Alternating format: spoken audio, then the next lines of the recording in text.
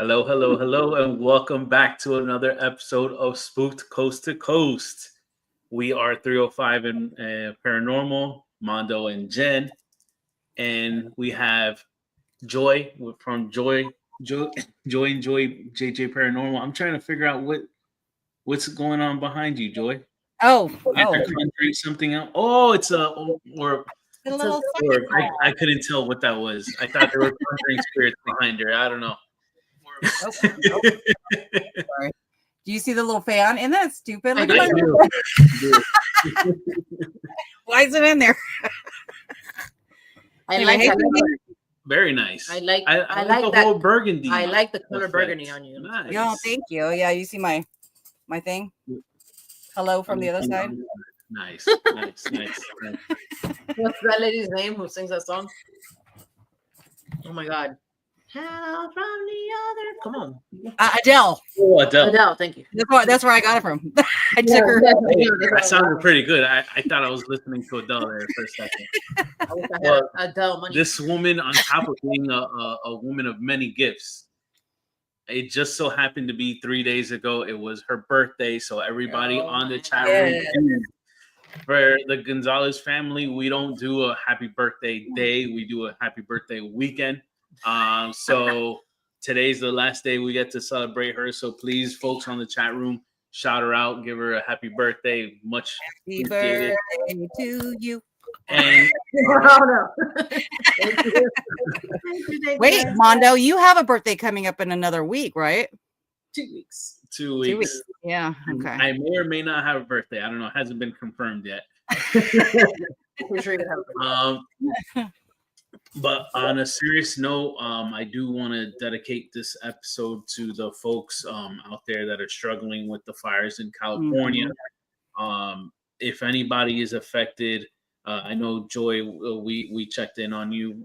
Thank God, Yeah, nothing thank is affecting you guys. But anybody in the chat room, if you're being affected or know of anybody that's being affected, just prayers to you guys and better times ahead for you and your families. I can't imagine. We experience hurricanes, but nothing about fires and It's crazy. Yeah. uncertainty of knowing, you see a fire coming down your way and you don't know if it's safe to be in your home, your safe haven, and I can't imagine that. So prayers to you guys. I hope nothing but the best for you guys going forward.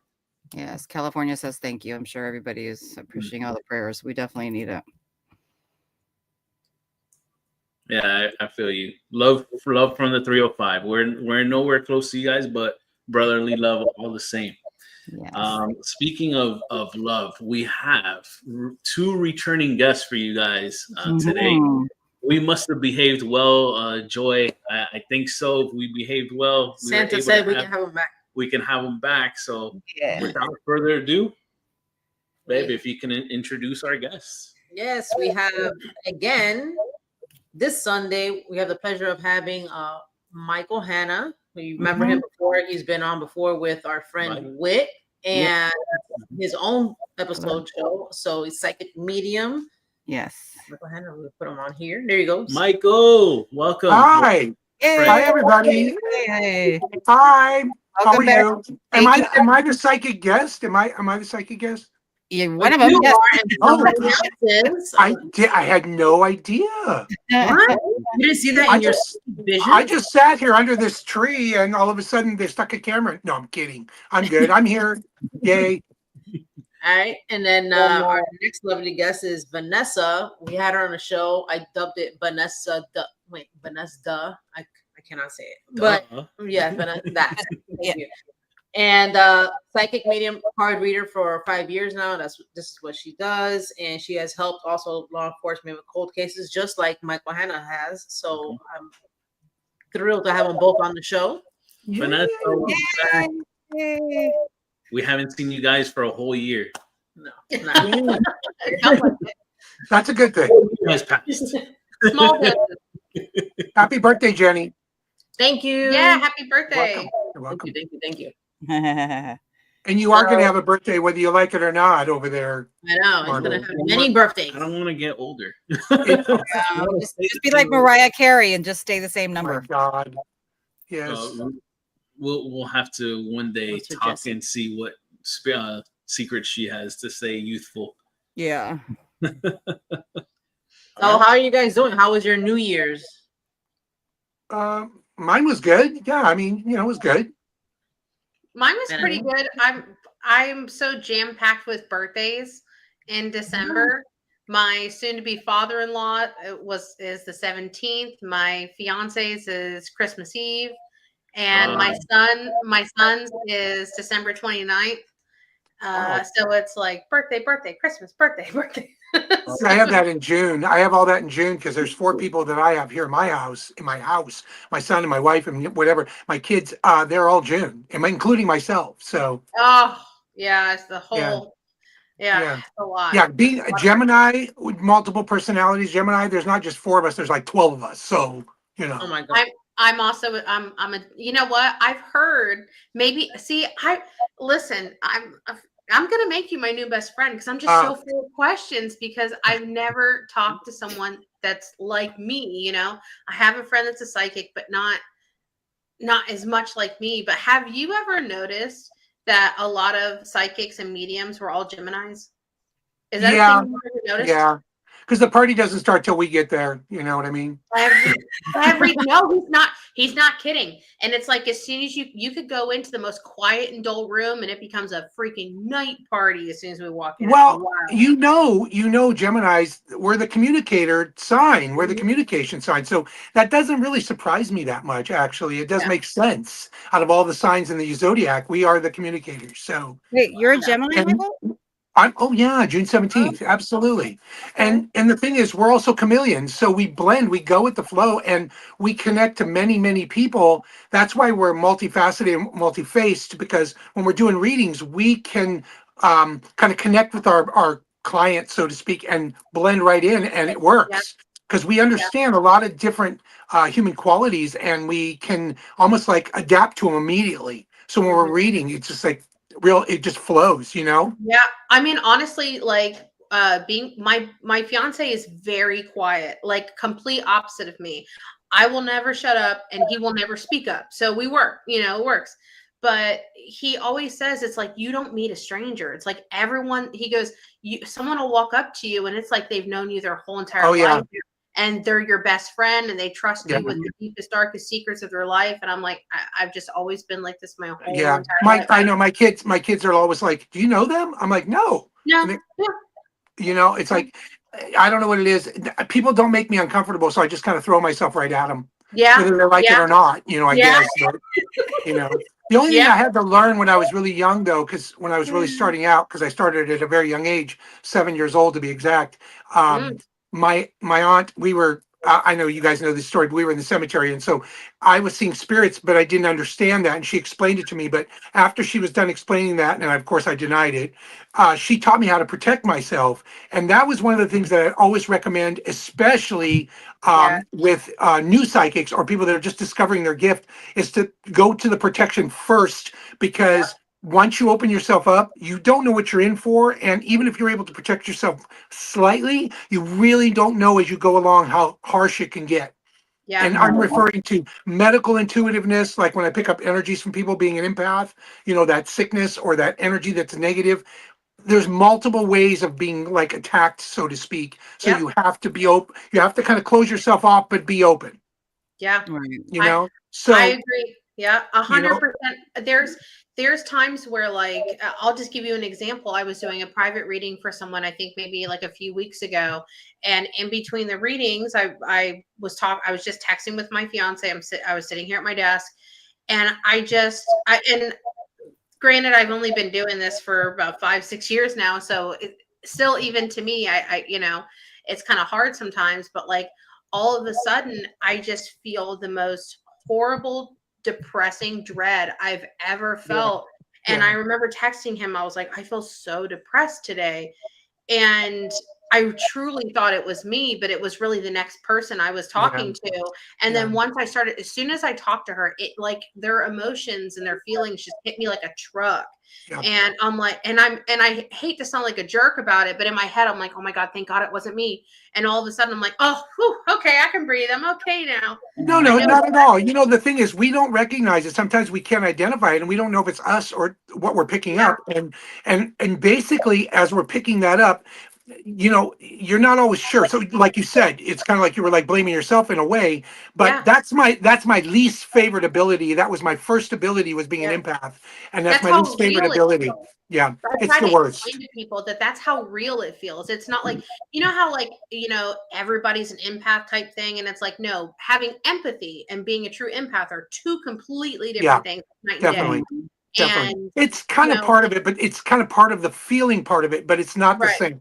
Oh yeah, definitely. Like, you know, there's empathy in it, but it's definitely not the same. Right. And, you know, I agree 100%. Like, you should be able to walk up to somebody who's got issues, so to speak, and be able to, once you bubble yourself up or protect yourself literally, is walk up and almost like if you were to put your hands like this, you can sense the energy, you know what's going on, but you don't absorb it. So what it is you can give them help and advice, but you're not absorbing the energy. And that's what you have to learn as a psychic. And I'm saying that to every new psychic or every psychic that's starting off. Yes, I know you want to be in touch with people's feelings, but I'm going to tell you, even as a reader, because I read millions of times a year, okay? But as a reader, one of the things that I emphasize when I'm doing this is, don't think that I'm cold or calculating or I'm just doing a reading like lip service.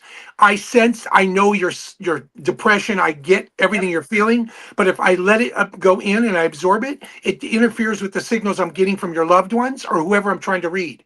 So I don't allow it to penetrate. I understand it, but I want to come across as a professional reader and give them the best reading I can, so I don't allow it to affect my reading. I'm gonna interrupt you guys really quick. Jen, for some reason I can't comment on my own live under my name, so I use my other channel, and then so I can't even comment on yours with my other channel.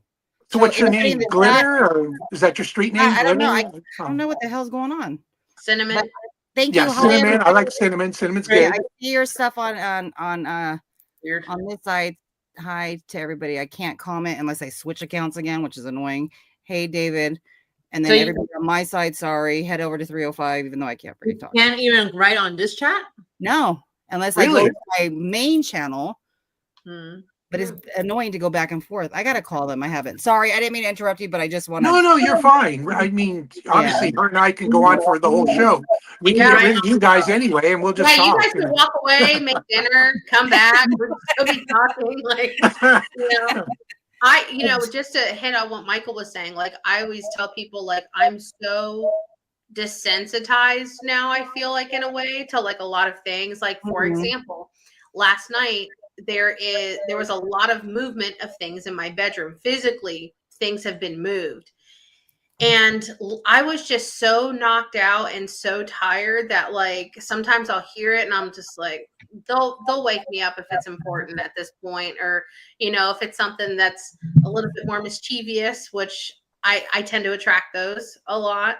And even my fiance is like, he goes, yeah, things are moving around a lot in here, and he's just kind of getting used to it at this point. But I tell him too, it's like, it's not that I don't care. I have to not think about my emotion and let it affect me. And I always have up that little bit of wall, because if I let that in, like you were saying, I can't do my job. I can't communicate effectively and stuff, so I agree 100%. It's so weird. Like I know that you'll know what I'm saying, Michael. Looking at you and talking to you, I feel like you just filled up this like little void of things for me, because it's like there's so many things that I don't know. And I always joke around, I'll grab my phone and I can't be like, hey, Jesus, why does this happen like this? And I don't have anyone to ask, but I feel like now I can absolutely. Like, like you too, because I'm not crazy. Like, no, absolutely. I think that's one of the worst things that psychics go through is the isolation of being or feeling alone. I have a group that I started out here a while ago. I mean, I'm part of a group, but I'm kind of one of the main people there. But there's quite a few of us, and the whole purpose of putting this together was kindred spirits, like people, whatever you want to call it. Yeah, you can't relate to. I mean, people, you talk to them and you're relating to people, but when you talk to a psychic, they're like, they get you. You know, they understand, they relate. I don't allow, one thing I don't allow is at 5 o'clock, I shut the switch off. They're not allowed in my house at all, period. I tell them right off. You know how people always say, take control of your house, get out. You know, I don't want you in my house, whatever. I kind of do that because I feel like I give so much of my energy and so much of my daytime to dedicating to them, so to speak, that when it's 5 o'clock, I shut it off. I'm with my family. Leave me alone. Do not bother me. So I have nothing coming into my home. I mean, when I sleep, I sleep the dead. I mean, literally pass out. So I don't care if you're in my house, do whatever you want to do, but you're not bothering me. Go. You know, so that's what it's like for me. I know there's other people that they're connected when they live with spirits in their home and they have no issue with it. They live coinciding with it, and that's fine. But it's not my thing. I don't want it. You know. You know, for me, I always close myself off at night. There are times where I'll forget to close myself off, but most of the time like that, it's not just me I close off. I always call it bubbling. I'll bubble my whole home, and I've learned through years of protecting myself, I can't just protect me. I have to also protect my son. My son definitely is a medium. He has a lot of mediumship abilities. So I've learned to have to like protect him and push that bubble out. And just sometimes I forget. Lately though, and I told my fiance this, and this is, maybe you can help me figure this out because I'm very lost. I can feel one here. I can't see them. I can normally always see them. This one I can't see, and I can feel that it's a male. I can feel that it's a younger male, not too young, but like older teen, early 20s. But I can't see him, and he's the one that's moving the things around my home. Sometimes I feel like more common than not. A lot of times, family members that have passed away that want to come back or want to make contact are harder to see or contact with than people that you don't know. I think it's because we're too close to them in spirit as well as energy, and so this may be somebody that you already know, like a person that passed away that you knew maybe in your younger days, so to speak. I have a question. I would, and it's kind of on this topic, but I would love to ask you this question. I don't know why. I have a theory of why I can't communicate with anyone that I've known personally that has passed. So I don't know if it's, I just won't allow myself to go there, but I kind of feel like I'm not allowed to. Like if I were to do it, then I wouldn't use this gift for other people. I would use it for me, not because I'm selfish, but because like that's just what we would that's what our hearts would call us to do. It's a good analogy. I think it's a great analogy. And I was going to say time out because, to be honest with you, if you were to check with most of the renowned psychics, they cannot read themselves. Now I feel so much better about it. Every psychic that I know that's top of the line psychics that literally are like professionals do not read themselves. They have a problem with it. I've heard that too from different people. So don't feel like you're, once again, segregated. You're the only one. It's very common. I don't pick up any of my family members that have gone on. And I think this is my theory, if you don't mind me saying so, everybody out there, hi. I don't mean to ignore you. I'm just talking to her. But basically, I feel like we kind of understand what's going on after we pass and we've made contact. We go back and forth, so to speak. And we're I don't want to use the word comfortable, but it's very peaceful for us. And I think because in our hearts, we know that if mom passed away, we know where she is at all times. So it's not somebody we want to communicate with. We want to communicate with others to help others. But I feel like our family members, we're okay with them being on the other side. So my theory is, I don't think it's allowed. I don't know if there's rules or somebody makes these rules, but I don't either. I don't connect with anybody I know. I honestly, it makes me want to cry just hearing that, because like I've had nothing but questions for years, and I've said it publicly live for years, because I go live a lot on YouTube and Facebook and stuff, and I've said it for live for years, and I was like, because I had to like really sit back. I've tried, but I mean, because my mom's been passed for I think like a little over 12 and a half years. And I very seldom have seen my mom in dreams. The last time she came to me was a couple years ago on Mother's Day, or the morning of Mother's Day. But I know I see my mom, and it sounds kind of crazy. Well, to you, it's not, but I always have hawks around me. Okay. I will have a hawk. I've had them fly into my windows. I have them sit on the ground next to me. They will find me. I used to live in Orlando. We didn't have hawks there. I had hawks. They would always find me. And now that I live in northern Florida, I'll see them, but they are always so oddly and suspiciously close to me. Like there's a kinship there. And so I always just kind of like take that. But that's just always how I've explained it. I don't know why do you question this? I mean, it's obvious. I mean, to me, it's very obvious. I know you do, but I think because you're fairly new to this, I've been doing this for over 50 years. And so for me, when I go back, I kind of remember questioning things kind of like that, going, why do I see this? Or how come this is going on? But it's gotten to the point, I don't know everything, please believe me. It's just, I'm still learning. But for me, I'm more comfortable with the things you're now still questioning. And to me, hawks, hummingbirds, butterflies, dragonflies, money, anything that's left behind as a sign is all just, to me, natural. And I'm finding it to be very common with everybody I read for. I've had a hummingbird come into my car while I was sitting there, like sitting, just literally floating in my back seat while I'm sitting at the driver's wheel. There's been many odd things like that. So the hawk thing to me is not unusual. What you need to find out is how that's connected to the person that may be connected to that. Meaning, if in life maybe that was their nickname, or maybe that was a bird that they were really into. Then you might know who that is that's sending you a sign. For some reason, it started happening within 2 days of my mom's passing. So I definitely equate it to her. And the reason why I also think it's her is my mom, obviously you can't tell by looking at me because I'm so pale, but my mom was very, very, very Mexican, and you can very much tell. And she always had this indigenous kind of like vibe to her, where she was very much into like nature, like the hawks and the horses, and she felt like really comfortable with that. And that doesn't surprise me that it comes back that way with her. It's a lot of times when I'm reading for people, I'm like, don't you get it? They when we read, I know you probably feel, I don't know when you read, but when I read, you get little snippets. They're little vignettes of things, and you have to interpret those things very quickly because you only get a brief moment with that person. So if you're literally talking to a client, I hate using that word because I hate client, but when you're talking to the person you're reading for, you're given little bits and pieces as the reading goes on to identify the person that you're reading for. And so you're given that hawk, and you're going, there was a hummingbird. Oh my God, she loved hummingbirds. This one's green with a yellow bill.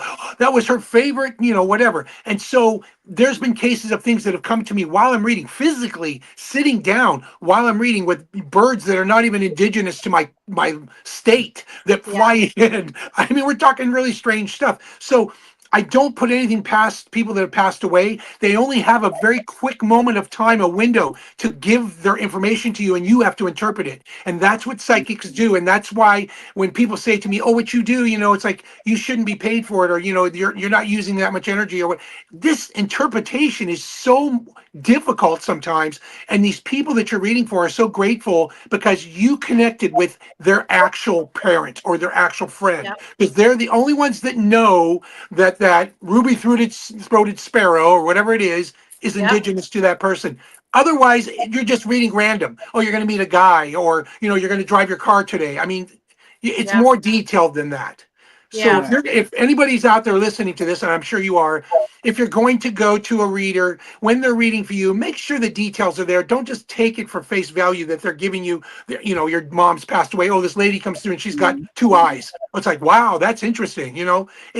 It's got to be more than that. And so, like I do, Vanessa, that it's got to be detailed, and that's what you're getting. You're receiving that. So as a professional psychic, that's what you received. And obviously I can't stop talking, so go.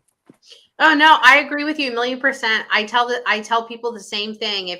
If you want to, go to somebody, please, by all means, but I always tell them, like, if they're telling you that your grandma's now your spirit guide and, you're an empath, I said they're full of shit all day, every day. They're full of it. And, I think it's very, very, very hard for me, I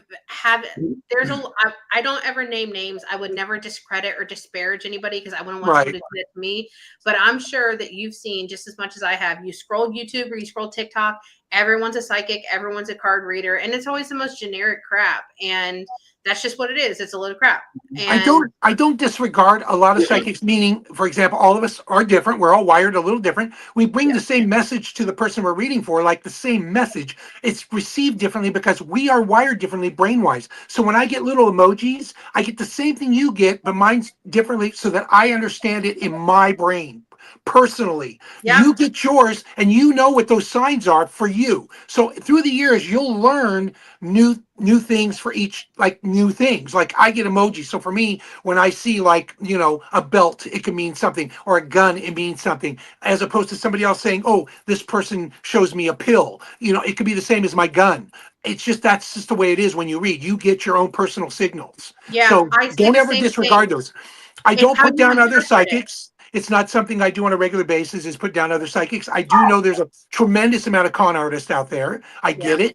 But I'm not going to be fighting that fight. I won't go there. I just know that they are, and hopefully people will see through that and still give another psychic a chance, because sometimes they're turned off to it completely and like all psychics are alike, and it's not fair.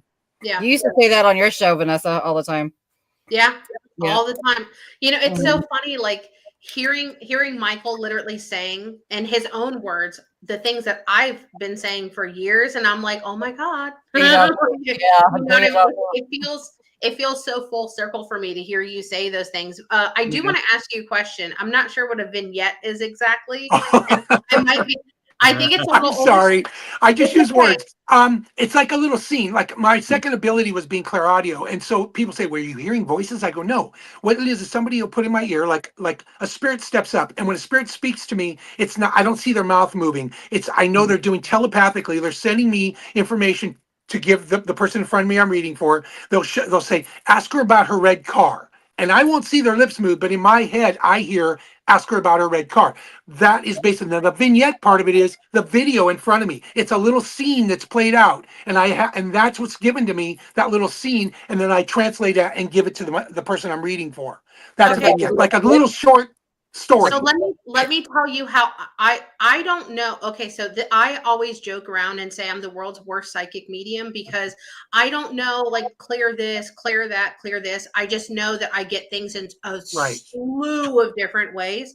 But sometimes, like when I'm talking to spirits and stuff, and it's kind of like I see things in a little flip book that goes really fast, and there's a lot of things that are missing sometimes. That's the way you're getting it. That's how you're wired. That's your way.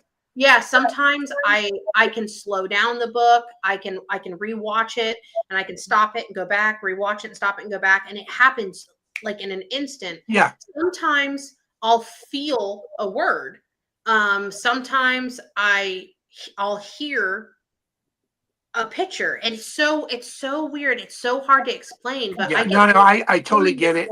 And the clairs that you're referring to, I've learned those as I went, because growing up, I was not book learned. I did not talk to other psychics. I was on my own. It was like, learn this or, sink or swim. And I was like, I kind of pushed it out of my life for like the first 6 or 7 years. I was 7 when I first got my first experience. I didn't pick it up again until I was about 15 on a professional level, because I just didn't want it in my life. It scared me. And I just pushed it away. And eventually I said, what is this? And I kind of absorbed it a little bit. The clair thing came later. I didn't learn any of that. I just said, oh, I do that. I know what that is. I didn't know there was a clair attached to it. So it's like, but I learned that later from all the psychics that I started talking to. Oh, that's clairaudio, or that's clairvoyant, or that's clairsentient, or whatever. There's a whole bunch of them. But basically, there's all the senses, smell, taste, they're all connected with psychic, because you may only have the sense of smell, something you can smell and you go, oh, that's my grandma, But for a true psychic that's multifaceted, you not only get the one, you get all of them. And so you say, do you smell roses when your grandmother walks in the room? Is this, you have to give detail. And that's what is really nice about being psychic. You get the different clairs, so to speak. I'll send the clair list to you. It's kind of interesting. Okay. Yeah. I would love to learn more about that. Yeah.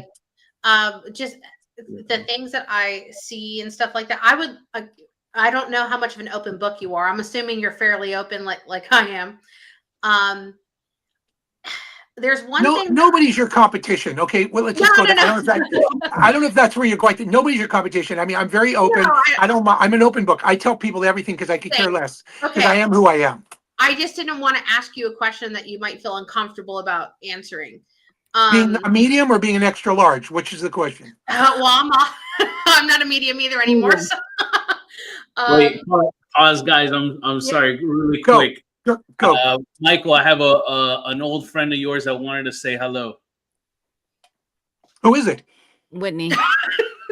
Whitney, remember Whit? Oh, Whitney. Hi, Whitney. Yeah, the person. Yes, the one with all the crazy stuff going on down in Florida, right? Yes. Mm-hmm.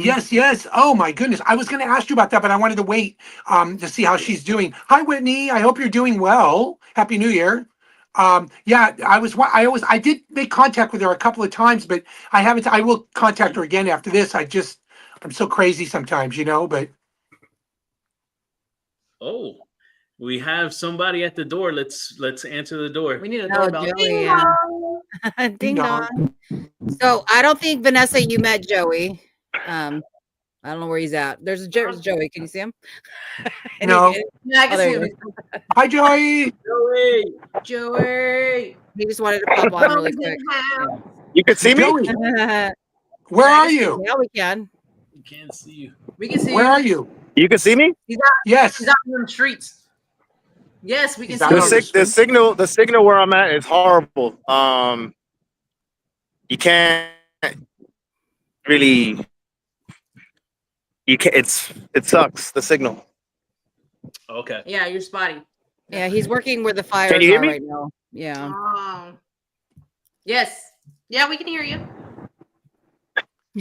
Oh yeah, the signal's spotty. Where exactly is he, Joy? Where exactly is he? Where are you, babe? Like, are you in the Pacific? He's right there. That's where he's at. No, I mean, where's he located? I'm in California. The cross streets? Yes. No, just the area. You don't have to tell him exactly where you're talking about the at. cross Don't streets? tell me where you are. Yeah, don't tell. We Drive can a tell pin. him where you are, but It's What city? Locate my iPhone. Mandeville Canyon. Okay. I know where you are. Yeah. He's like, give me your coordinates. Also, give me your Visa card number. Social. I should know that. Being a psychic, I should know where you are anyway. Yeah. Oh, Well, true. I can definitely tell you he's outside. Oh, you're good. I like that. It's Mandeville Canyon. I know exactly where you are. I'm off Sunset Mandeville Canyon Road. It's a bad area right now, obviously. Yeah. Yeah. Is it still burning over there? Oh yeah. It's in a lot of spots. Not where I'm at, obviously, because I'm standing right here. But Unbelievable. Yeah, it's been really rough. I mean, we've been praying for days. The fire is probably about 20 minutes from where I live, 30 minutes from where I live, but it's beyond a hill. And so just watching that devastation just blows our mind. We can't believe it. Yeah, he sent me a clip earlier of the houses that are all burned up, and it's really sad. Yeah, it's not to get off subject, but we've had many brush fires in California, and they usually start in the brush, and if they threaten homes, they try to put them out as fast as they can. But this one started in a city, and that's why so much devastation, because it wiped out cities as opposed to just scrub brush. Yeah, a whole freaking neighborhood is just It's just bad. Yeah, so it's really bad. Yeah. So this is Vanessa, by the way, babe. So Vanessa, this is Joey. Vanessa. I think Joe's your husband, right? Yeah. Mm-hmm. I think I've seen your husband before, like one of the last times we were talking. I think he was just in the background, I think. Oh, maybe. I believe. I don't know. I've seen I might have seen you know where I saw him? On your Instagram. I've seen pictures. I was a shadow figure. Okay. I was a shadow figure. You were lurking in the shadows. Always. Joy has a shadow figure in her house, and it's Joy. Yeah, he's the one that crawls on the walls and shit. Instead of her ball and chain, it's her shadow. He's what is it called? Sleep paralysis, out his body, astral projecting out his body. And going off like walls. Everybody's saying hi in the chat, honey. I don't know if you can see it. No, because he's on the. Huh? Oh, yeah. Oh, right, saying right. hello to you. Oh. Showing love to Yeah, everybody's Joey saying hi to you. on the Yeah. chat. And also, Kevin said, Say hello, honey. hopes that Say he hello, was- everybody in chat. Joy. He Joy, must be say lagging really bad. Yeah, he's probably lagging. Did you hear Well, what we yeah, said? and the signal might be bad there too. Yeah. Yeah. Did you hear us? No, it broke up. I said everybody's saying hello to you in the chat.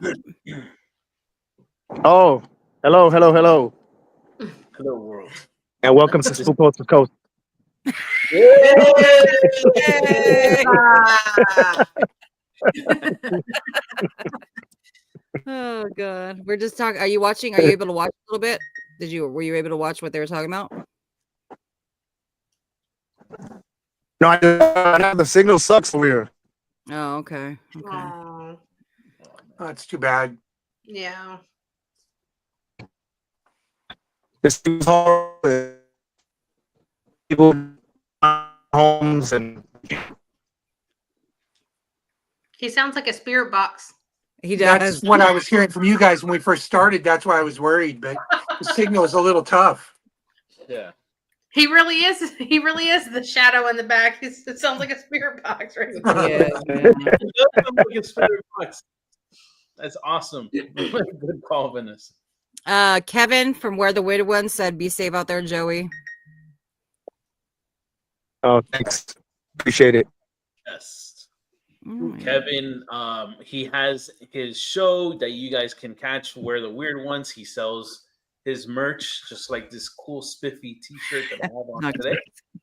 He has his hot sauces where Mm-hmm. remember we did the hot sauce challenge.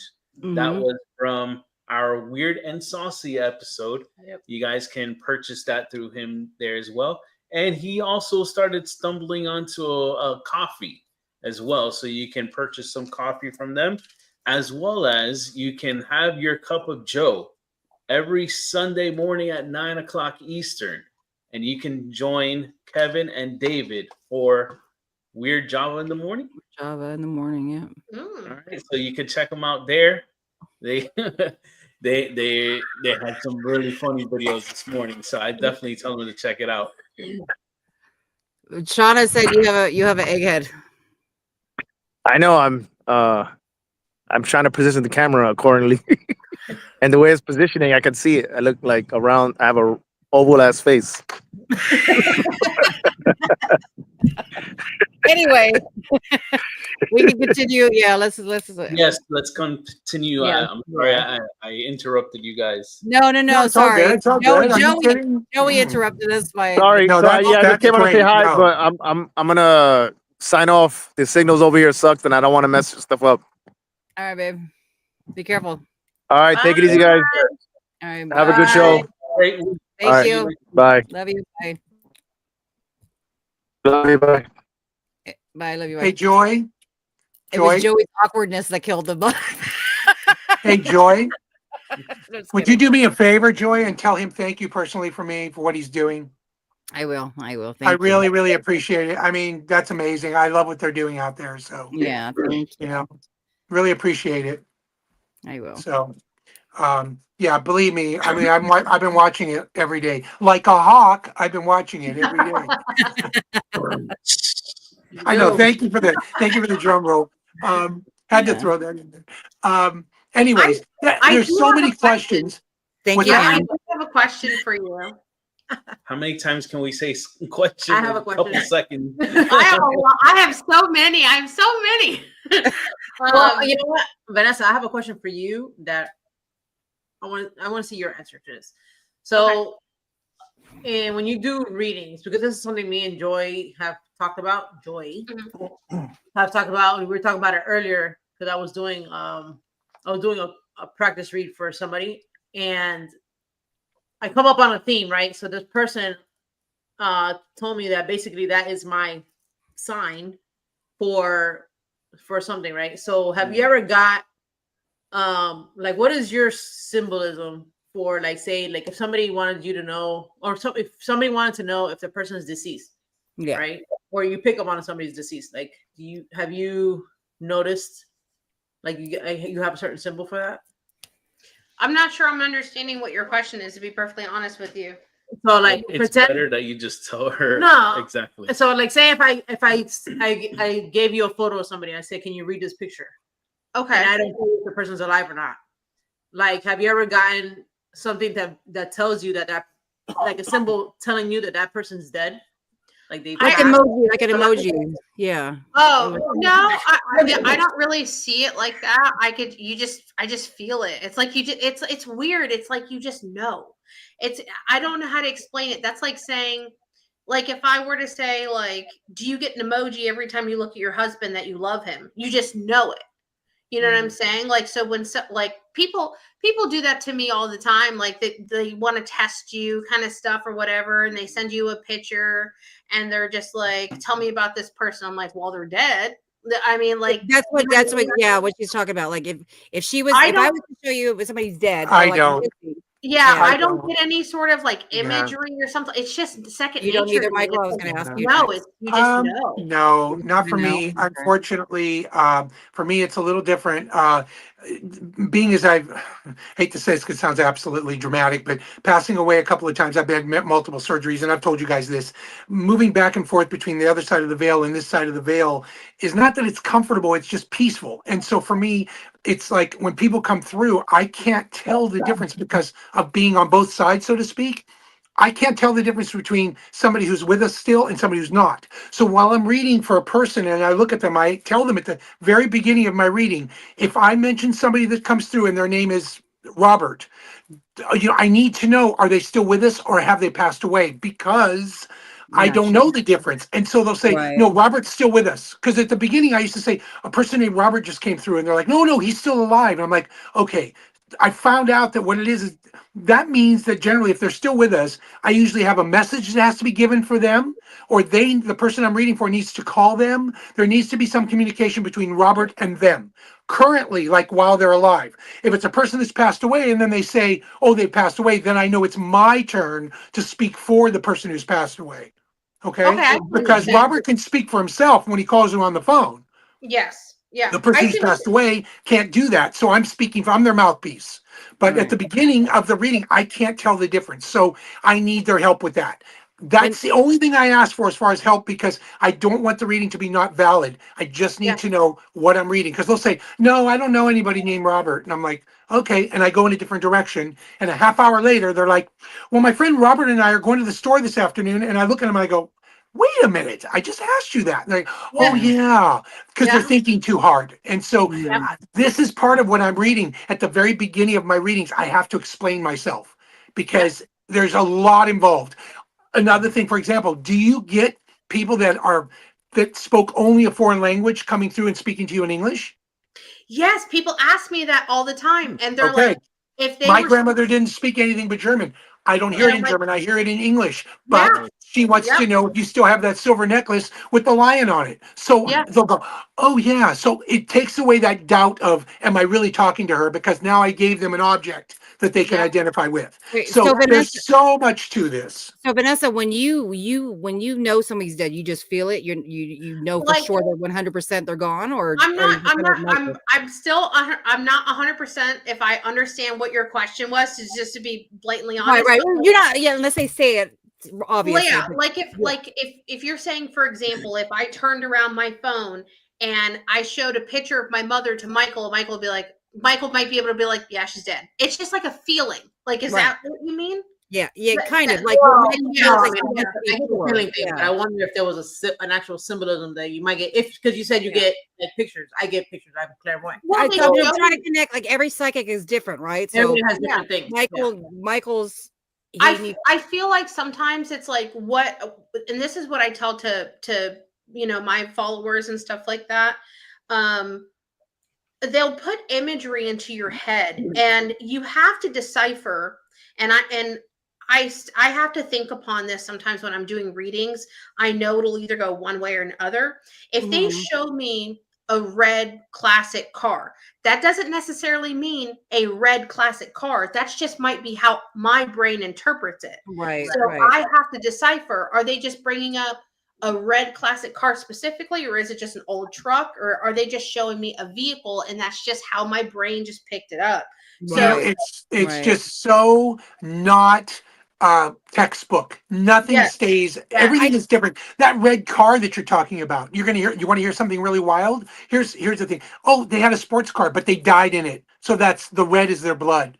Okay, it could be anything like that. So you have to go through a series of questions and answers with the person you're reading for. It's not that you want them to give you all the information. I know I talk a lot, but it's not that you don't want them to give you the information. It's just you're not you're getting a weird interpretation because it's weird. I mean, I agree. I tell people the same thing. Like when I do these readings, I have to ask you questions because I have to make sense of What you're seeing, stranger feeling. who's deceased, who has the limited energy to work with. Mhm. I don't understand 100% what they're showing me, what they're trying to tell me, because I don't know your life. I don't know theirs. So when they're bringing up random things where it's not going to make sense to me, but it would make sense to you, I have to go through a mental Rolodex of what they're trying to say. And I have to piece these little puzzle pieces together, and I need you to help glue them in place because it doesn't make sense to me. It's not my life. So I agree 1,000,000%. That's exactly how it is. Can I interrupt here? I mean, obviously I talk a lot and I know that. Please forgive me for that. I'm a blabbermouth, but same. We love it. We love you though. Jenny, I have a question for you, and I don't know who this is, and they keep bothering me, and I'm like, okay, I'll ask her. Okay, I'm not trying to read anybody. You know, the last time your grandmother came through, I didn't expect that. So, that comes out of nowhere, or whoever that was that came through. I can't remember exactly, but is there somebody connected to you that's military? Grandfather or uncle or something? Well, they're alive. Okay, no, that's what I was talking about earlier. We were just talking about that. I can't tell. So, when was the last time, if the person I'm talking about, when was the last time you had contact with them? Yesterday. Okay. The reason why is because this could be one of two things. In the back of your mind, you're still remembering that, and that's what I'm picking up, or you need to contact them again. There's something going on. Okay. I didn't mean to bring this up. I wasn't reading anybody, but this person keeps nagging me going, tell her I need a call. I don't know what that is. Okay. So just letting you, Vanessa, this is exactly what I was referring to. I wasn't reading anybody, but this comes through. And so sometimes when people are living, their living energy sometimes comes through and says, tell her to call me. And so this is what this is. So he's not dead. This person's not dead, but they still contact me. So this is how it works. Mediums read, or psychics read, both living as well as not living. And so for me, it's like everybody's there, I think before we did the show, my impression with the psychic, and I'm sure there's other people that feel the same way.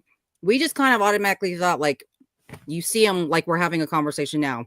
I didn't know this is what you guys see, like emojis and symbols and all that stuff. I didn't know that.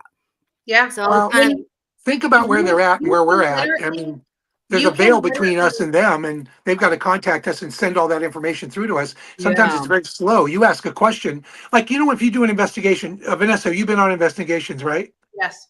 Yep. Okay, you're on an investigation. I know you guys do, but you ask a question to the spirit, and you got your instruments, all your gadgets or whatever, and you ask a question, and then you don't get an immediate answer. It's because that veil is like a thing of clear jello. It takes a few seconds for it to come through, so you get that delayed reaction sometimes a few seconds later. It's the same thing, Joy. It's like we get like messages and we have to interpret them, but sometimes it takes us a while to kind of click.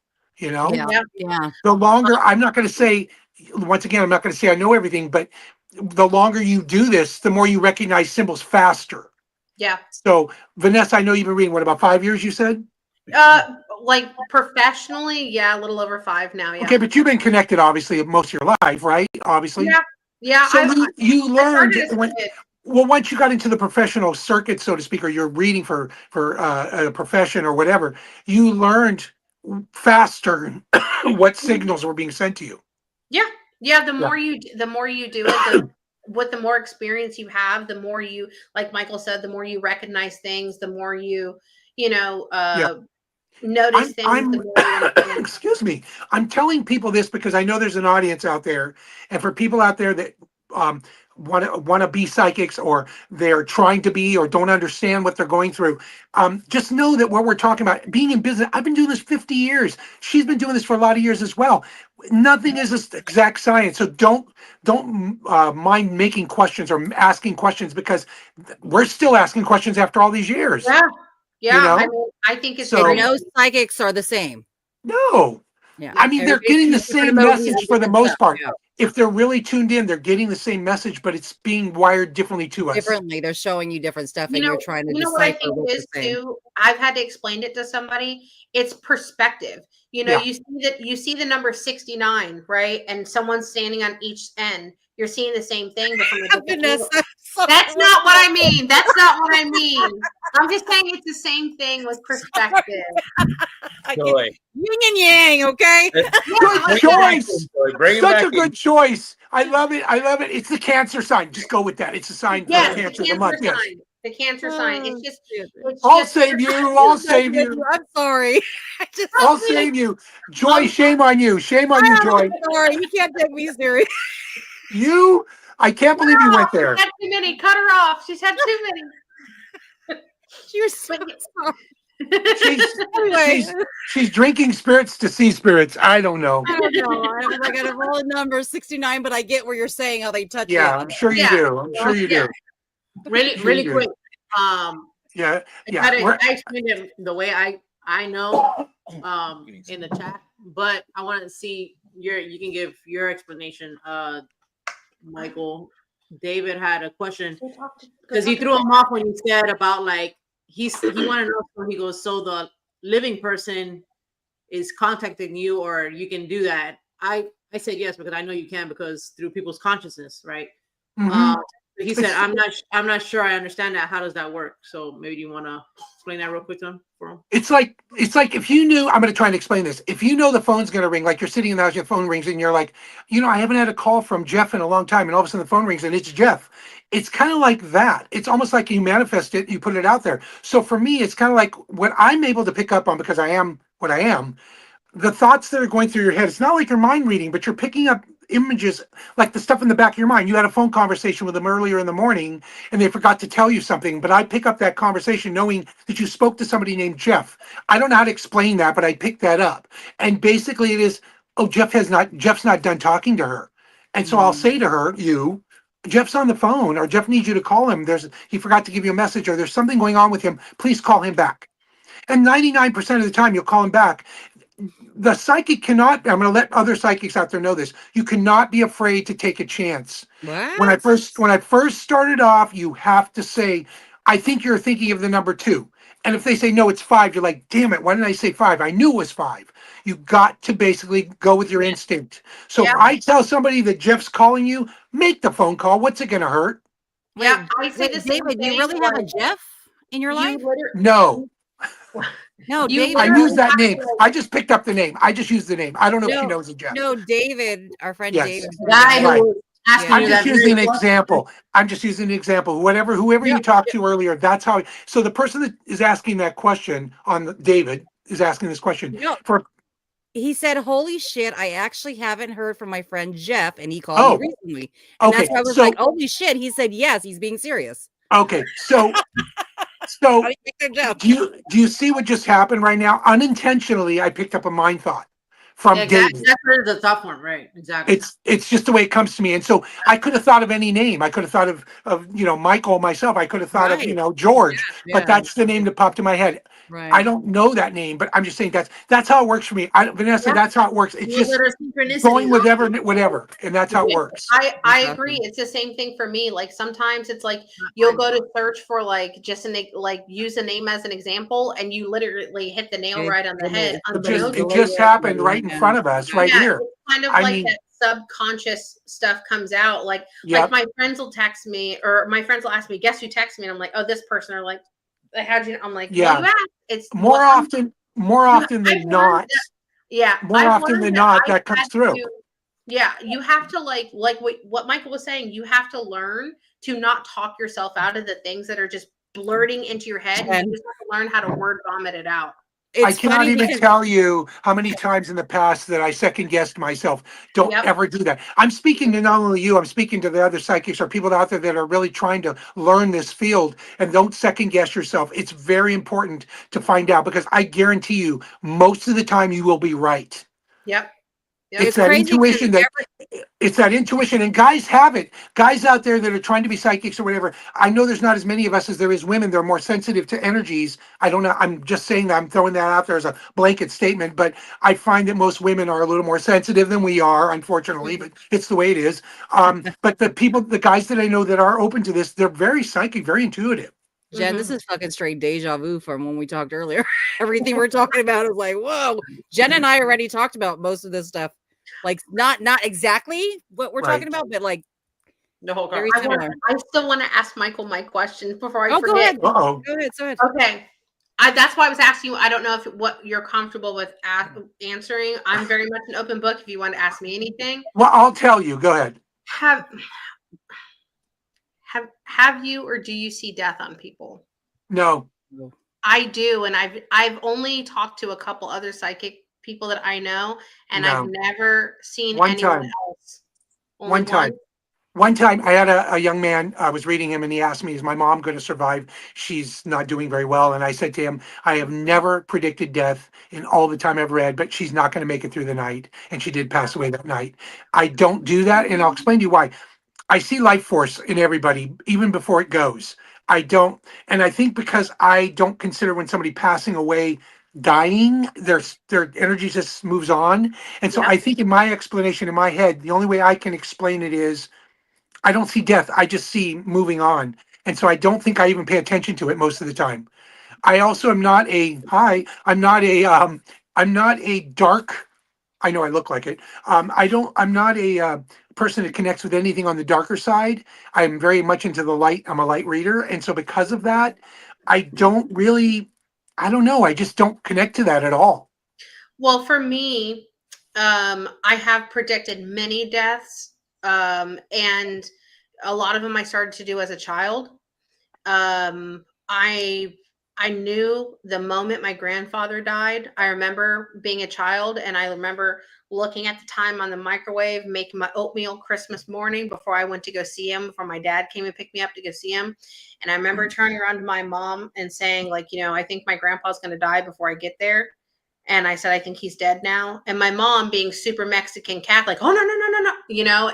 When I wasn't really allowed to say. Is that a thing? Mexican Catholic? Is that a thing? Yeah. I know you're being sarcastic, but like my mom being like that, like I couldn't be open about it. But I've predicted several deaths, including the moment before I got the phone call of my own mother. But for me, can I ask you a question? I want to ask you a question. Sure. And I don't ask a lot of questions, but I want to ask you this question about that subject. Ask me that. I just want to answer one more thing. I haven't just predicted death. I have seen strangers in front of me. And they will have, the only way I could explain it, it's kind of like, like the Peanuts cartoon where Linus has the dirty blanket and it has that gray kind of like haze of like. Wait, come on. What the hell? Yeah, it's Pigpen, but go ahead. Okay. No, it's Pig. Okay. What happens to her? Why? What do you see when you see that? I'm sorry. I've seen death. I see death on people, like in public. People I don't know. I know nothing of them. I will see death on them. And depending on how dark it is, I can tell when it's going to happen. Then I wanted to clarify when I said I've seen death on people, I will physically see it like an aura around them, but it doesn't look like an aura. It feels very different. It doesn't feel dark. It just feels like death is coming. I've also seen the angel of death, which is really, really, really cool. I'm not someone that is of the dark, but I do find it very easily to connect to those things. I'm going to tell you right now, that's probably the reason why you're able to see what you see, because I'm not saying you're of the dark either. What I'm saying to you is because you're not. I grew up with a lot of fear about that, being from a Christian background. So for me, dark was absolutely not in the realm of my spectrum of anything. So everything was light for me. So when I see people, the aura that I see is a light ring around their body. So it's not an aura of color, it's a light ring. I use that for medical intuitiveness by looking at it and seeing where there's a spot that's missing, and that is their weak spot in their body. So being a person, I can look and go, you had a broken arm, or you have a weak spot on your arm. That's how I use it. I guess because I never have focused on somebody who's not living, like you're not going to be here much longer at all. My focus is never in that direction at all. Okay. Yeah, I sometimes a lot of times I'll see aura, I'll see color on people. Mhm. Sometimes a lot of them have multiple colors, not just Right. one. They have Right. tons of multiple colors sometimes. Yep. I don't have to see them in front of me to see an aura on somebody. I can picture them and put them on a silhouette, kind of like a blank canvas, and I can see what it is if I close my eyes. But I've literally seen like death on people, and I've never heard of anyone seeing something like that. This is my question. Do you guys mind if I ask this question, Jenny? I know you're chomping at the bit, but I got to ask this question. Okay. She said something that I see, so I want to say it. I know. Just give me 1 second. I want to ask this question of her. Have you ever told somebody that you've seen that? Absolutely not, and I Okay. never would, because Good. and for me, like I don't know what to call it, but for a few reasons, I try to be as responsible and ethical about my gifts as possible, because I feel like God has given them to me, and I feel like God can take them away if I abuse them or Absolutely. misuse them. Absolutely. And then also, like, as a person, like even like I've been in, like, at Target, for example, I saw an older woman. I could tell she was grieving. She had a deceased widow behind her and stuff like that. I don't go up to people. I don't say that. I don't know what their mental state is. I don't know what they believe in. I don't know what they were ready for. And it's not my place. I truly don't believe it's my place. For me also too, like, I don't really, I never answer medical stuff, just because, like, I just don't feel like it's my place.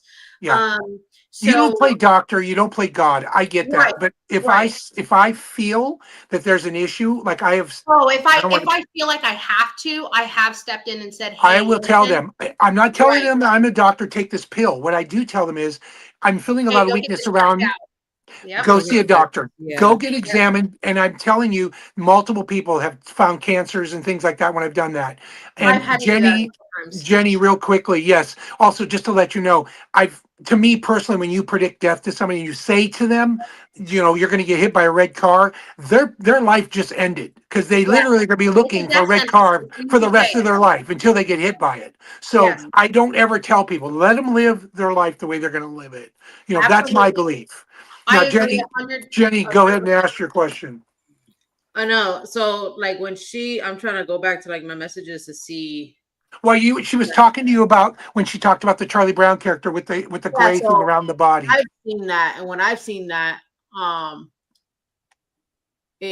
described it for somebody who, the person I saw on, it was somebody who killed themselves, and then so I get now when somebody's like they suicided themselves, right? I'm just gonna draw like a thing here. So, like, what I see them is, like, I see their eyes like this, and it's very dark, and they have that whole. So it's like a circle and scratched like out. Scribbles, like just dark ass scratches. And this person was very dark. Like he was like a very lower vibe person. So I'm assuming that's why I saw it like that. And he had that same thing, and that's exactly how I described it, because it's the only thing I ever seen it like that. Or I can best describe it was, I was like, oh, the Charlie Brown character, that he has like that dust shit all around him all the time. That's how I seen it. Did you ask him any questions? This person, no, I was reading a residential house, and I told him that there's a man there. He's bald, and I drew the guy, whatever, and I go, this is how he showed himself to me, and then that's what I drew. And then they ended up showing me, as a matter of fact, this is Arnie. He was on the chat before. I don't know if he's still here or not. But David, who's in this chat, he saw that validation on that chat. I don't know if he remembers that or not, but he showed the picture of the actual guy who killed himself in that basement of that place. I didn't know that. I didn't know any of that. But that's how they showed themselves. But that's how I picked it up. No, So I'm saying when someone is living, like I've I haven't seen it like that ever. Yeah. No. I've seen it on living people. I have another question for Michael. Yeah, So- give me 1 second. I want to just address this thing with Jenny real quick because it's important. I have my own theories on certain things, and one of my things is vibrations. I vibrate at a little bit higher level. There are lower level vibrations, and energies or creatures or whatever you want to call them in the lower levels. But I find that a lot of them they're not demonic. The demons for me are very rare, so they're not something that you see every day. You do see negative energies and negative entities, but they're not demons. They are what they are. They're negative, but a lot of times all it is and all it takes is a question to that. Why are you here? What do you need? Because a lot of times that person manifested themselves to you or that energy, and they want help. And a lot of times we're so scared that we push it away. And it's hard. It takes a lot of courage to say, "Hey, what can I help you with?" When this creature with big black eyes is staring you in the face. But for some reason, it's like it's like confronting a dream. It's like confronting a dream that you're fear of. Like, let's say you have a fear of sharks, and all of a sudden you go, "What do you want?" And all of a sudden it goes away, and you never have that dream again. It's like there's a reason why they were presenting themselves to you. You are there, almost like they're one connection that they were able to make. It's a special thing that you were able to make that connection. Yeah, Right. I agree. So I'm not fighting the forces of evil. I don't put on my cape, my purple cape. I don't put on my cape and literally go out and fight the forces of evil. That's somebody else's thing. But I do make contact to find out why they're there. That's important to me, because my first question to people with haunted houses or houses with activity is, why would that be there? The house is brand new. It was just built. It's not built on Indian burial ground. Give me another excuse. Everything you're telling me is not true. So why are they there? Yeah. So I ask a lot of questions. It's very important in this field because there's so many people out there that want it to happen. It's a romantic idea to have a ghost, but it's not all the time, I you want that know? shit. Yeah. So what was your question? I'm sorry. I didn't mean to interrupt. I just wanted to throw that out there. No, you're okay. My mom thinks so. What made me think about it is when Jen spoke of suicide and stuff like that. I don't know if you've ever noticed this, or maybe you can just co-sign on it with me so I know I'm not crazy. When I've noticed this doing readings for people, when especially if someone takes their own life, not every time, but a lot of times when someone takes their own life, I feel like, and I have seen, and I don't know what to call it, but I feel like they go to what I would call a remedial area. And it's kind of like rehab for the afterlife. So it's like the things that they didn't get when they were living, it's like they're healing and getting through it so their soul or their spirit can actually be at peace eventually on the other side. And I've never talked to another medium, so I just wanted to know if you picked that up too. Because yeah, absolutely.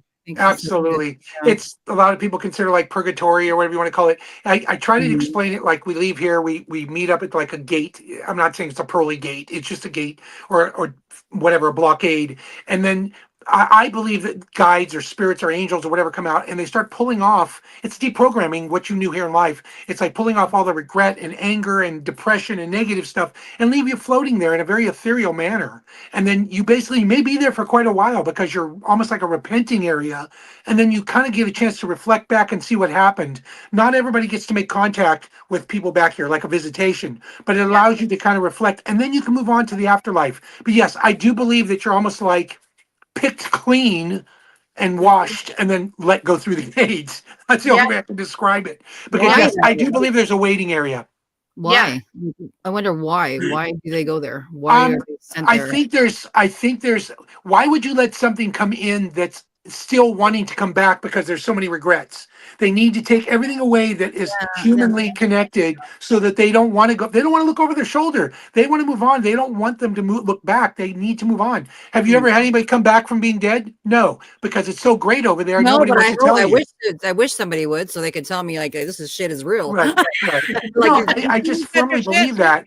And then people are like, it must be pretty good because nobody ever comes back. I mean, it's like, but I do believe that. Yes, I do believe there's like a waiting area or like a holding tank, so to speak. Okay, somebody does have a question. It says, "Can spirits be drawn to a specific person?" Is that what you guys want? Or yeah, that's exactly what we're person, therefore causing something. A haunting, yes. Yeah. Vanessa, go ahead and answer that.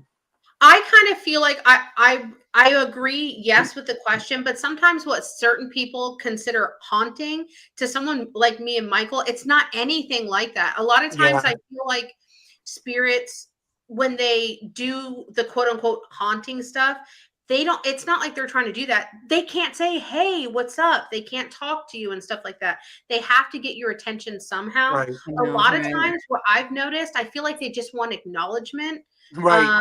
A lot of times, Flickering they're lights. trying to communicate. It's kind of like You know. a dog barks because that's Yeah. how it communicates. A cat meows, like, just whatever. It's not really necessarily haunting, but they It's can't very be attacked. frustrating.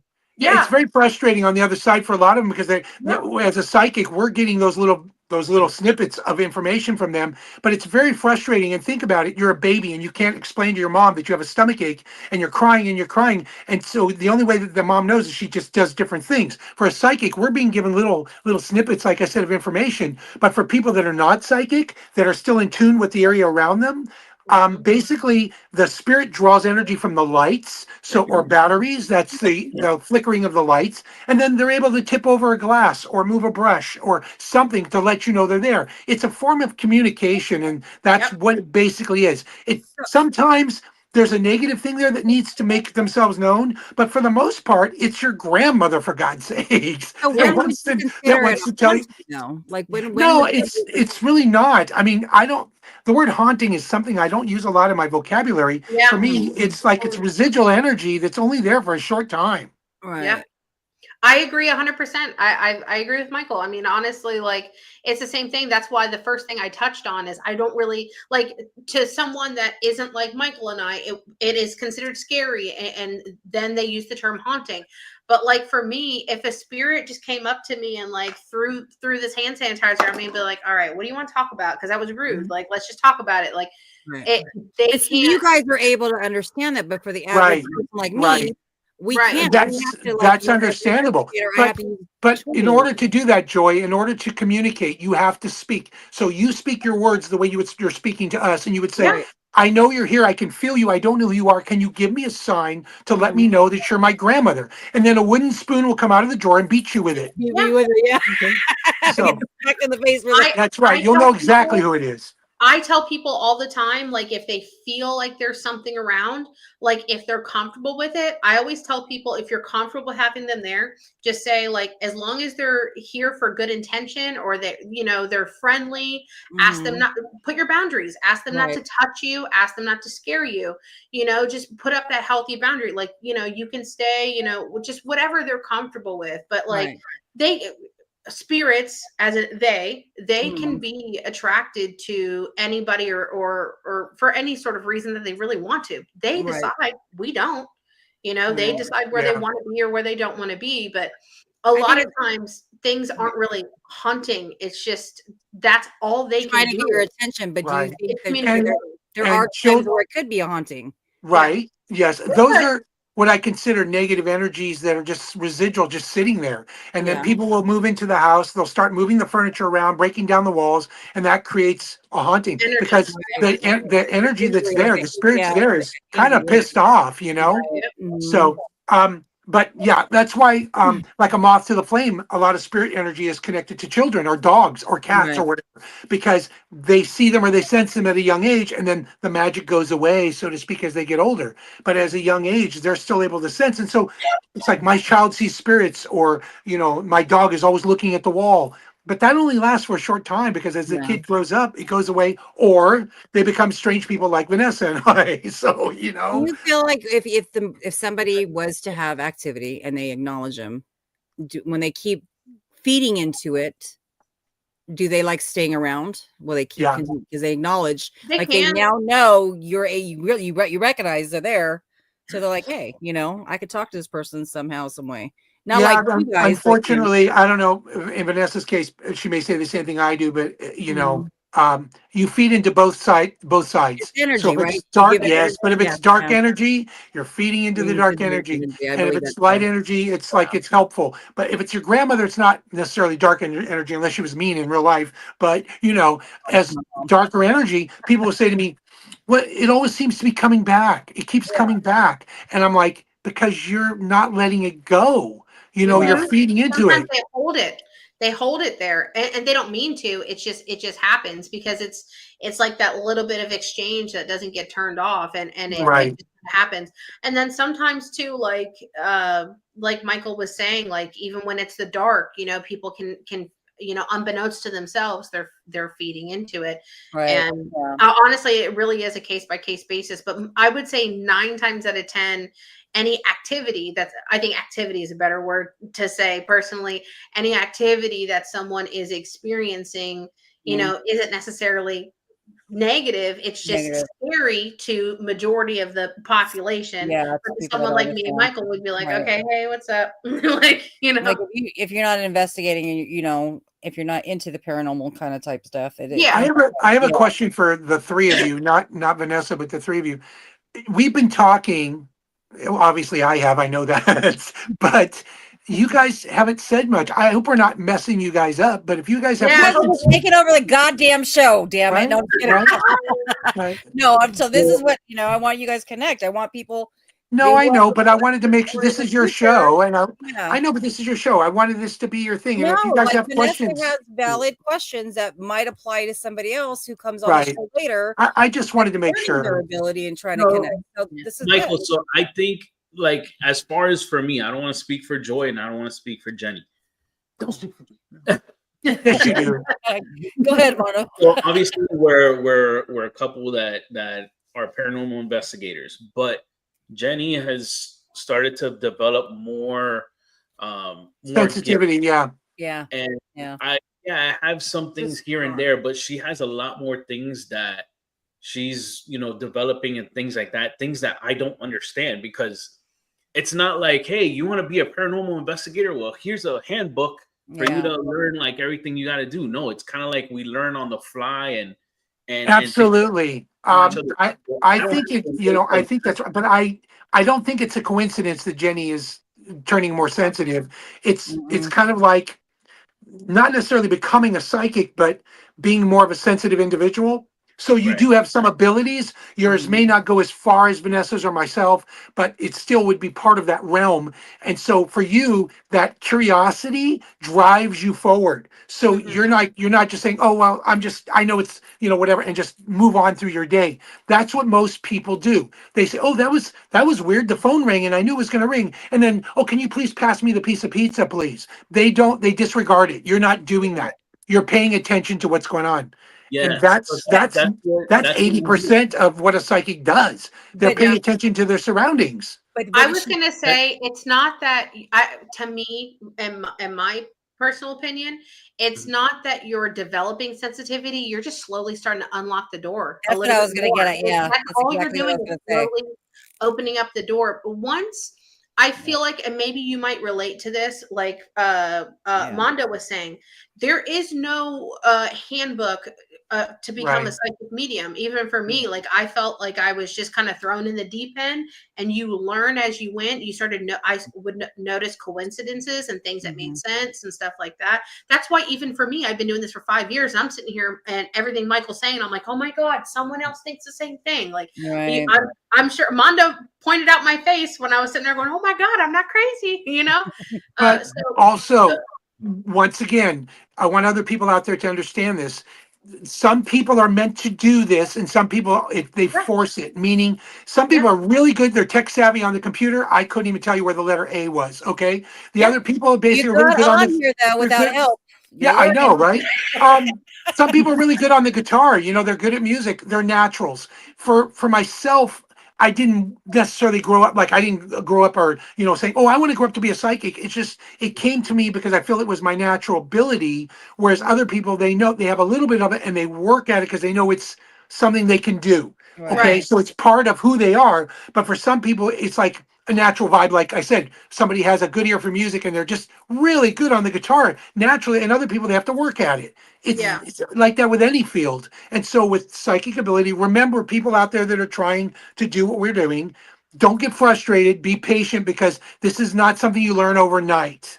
Yeah, I think Okay. in Jen, in your case, like I was saying, it's not that you develop it; it's No, there. I've been working on this for like. Yes. This is not like new. No, so, Once so you what I'm start, trying to say is I feel like you're more getting like, stronger. Like you're yeah, once you're you getting start to stronger. like gain control of Mhm. certain aspects, then you kind of like start to level up a little bit, and then you Yeah. have to learn to gain control and learn about those things, and then it's just you'll just naturally progress. And like Michael Yeah. said, you might not be like us, but you just have your own version of your gifts, and that's perfectly okay, you know.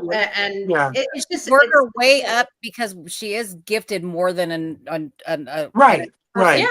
She Yeah. can work her way up to Exactly. be what you guys are. Absolutely. Open I that, mean, unlock that. I started just reading reading cards. That was my way of starting. Yeah. But I became more and more intuitive with the cards, knowing all of a sudden I'd say the cards aren't reading this. Somebody else is telling me this. I Yeah. started picking up intuitively. So it became almost like a learned ability, but I was being fed information by outside energies, not Yeah. just reading the cards. There's nothing wrong with just being a reader. You can be a great reader. I don't know half the stuff that you're supposed to know reading, like numerology and astrology. I just look at the card and go, yep, that's the Fool. I know what that Yep. card means. I don't need the cards, but Yeah. I use them because it's a little bit of a diversion. And, it helps me to kind of connect with the people's lives, their Mhm. everyday life, I would agree with Michael again. I mean, honestly, like I don't feel like I need cards whatsoever, but for me, they're very good tools for confirmation, because what I'm thinking and what I'm feeling, I still like I don't talk myself out of it, but there's still a little voice in there that goes, okay, why are you thinking that? Because that's so strange. But once I see it on cards, I'm hearing it in my head and I'm feeling it. Yeah. I'm like, oh, okay, I Yeah. know I'm sniffing on the right trail here. Yeah. And that's just kind of how it is, Right. Hi, Black Smoke. Hi. what I did want to say is, Thank you, Mela. and my wife, I know she's gifted as hell. Yeah. What I wanted to say was in reference to the whole like handbook thing. Mhm. I don't know what it is that she's going through, because it's not something that I'm going through. I have things that I have been kind of like working on, but she's further advanced than I am. But what I do appreciate having like both of you guys on. We've had Chaz on, Chastity. We had Sean from New Reality. Sean's also gifted like that. It's awesome to have you guys that she can kind of like bounce things off, and I can hear that way. I can understand her better, because it's cool when she tells me these things and we kind of like test, like I test her and see her abilities. But it's another thing to hear it from like-minded individuals kind of like agreeing upon what it is that you guys are going through, and it's like, oh man, like that's Was that's cool what hearing it that's what from their perspective. Vanessa was saying. That was like when I was speaking and she was hearing me. She's like, "Oh yeah," that's like me saying, "Oh yeah," when I like, "Oh, I do that." Somebody mentioned astral projection, and I'm like, "What is that?" And then they explained it to me. I go, "Oh, I do that." I didn't know what it was called. It's Yeah. just you're not book learned. You just do it, and that's the guitar thing I was talking about. It's something that comes naturally to you. So Jen, or Jenny, whatever you want to go by, it's don't fight it. Obviously, you're not. But most of the time during our lives, we'll go, that's not real, or I'm just thinking that. It is what it is. And if you feel something, kind of go with it, see where it takes you, and then ask questions. If you feel like something's going on with the person in front of you, ask them. Are you not feeling well right now? Don't put that in their head, but you know what I'm saying. It's like, are you buying a new car? I picked up there's a car around you, that kind of thing. It's just you'd be finding out 80% of the time you're picking up the right signal because you're being given this information. That's the gift we're referring to. You're being given this gift. The only thing about it that's interesting is at the beginning you want to jump up and down and go, look at me, look what I can do. And then after a while you're like, why am I doing it? And that's where I'm at. That's where she's at, because you decide to do something with it. But at the beginning, it's really exciting, you know? So don't feel weird. You're more than welcome with her, I'm sure as well. Just ask questions. We are like-minded. We are kindred spirits. There is a reason why I'm on the show. There's a reason why she's with us today too. Obviously, we're all connected. So don't feel weird about that. Yeah. I would love to answer that question that Go you have for on it. the Yeah, screen. wait, yes. Yeah. Okay.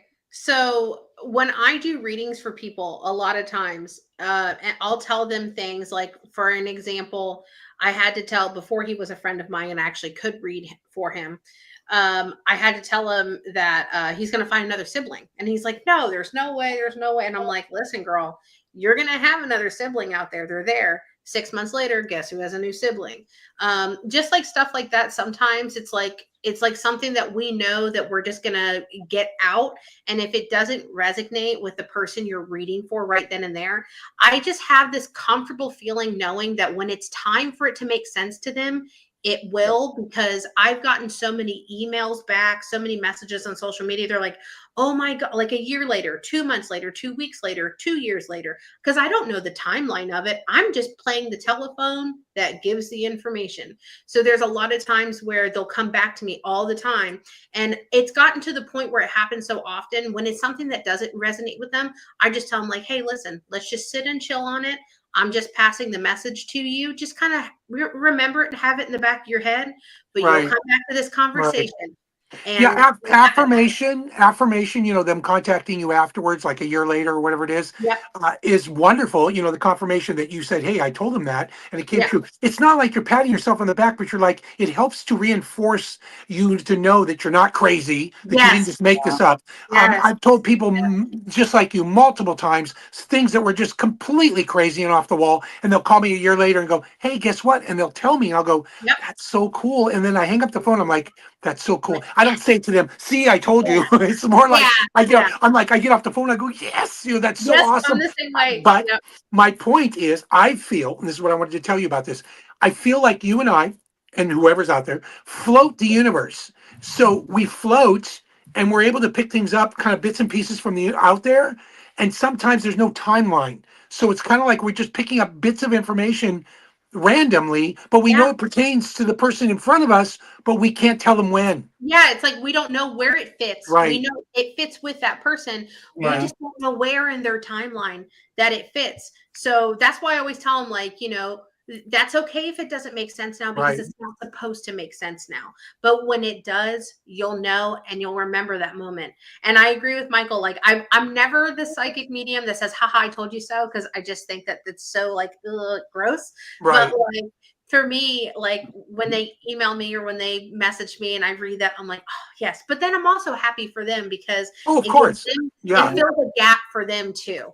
You know, so I love when that happens. Oh, can I answer this question? Sure. This is from Miguel. Miguel, your question was, has it ever happened where me or Vanessa have lost our psychic abilities or have dropped to almost zero for some reason? Yes, multiple times. It's right before I get a new ability.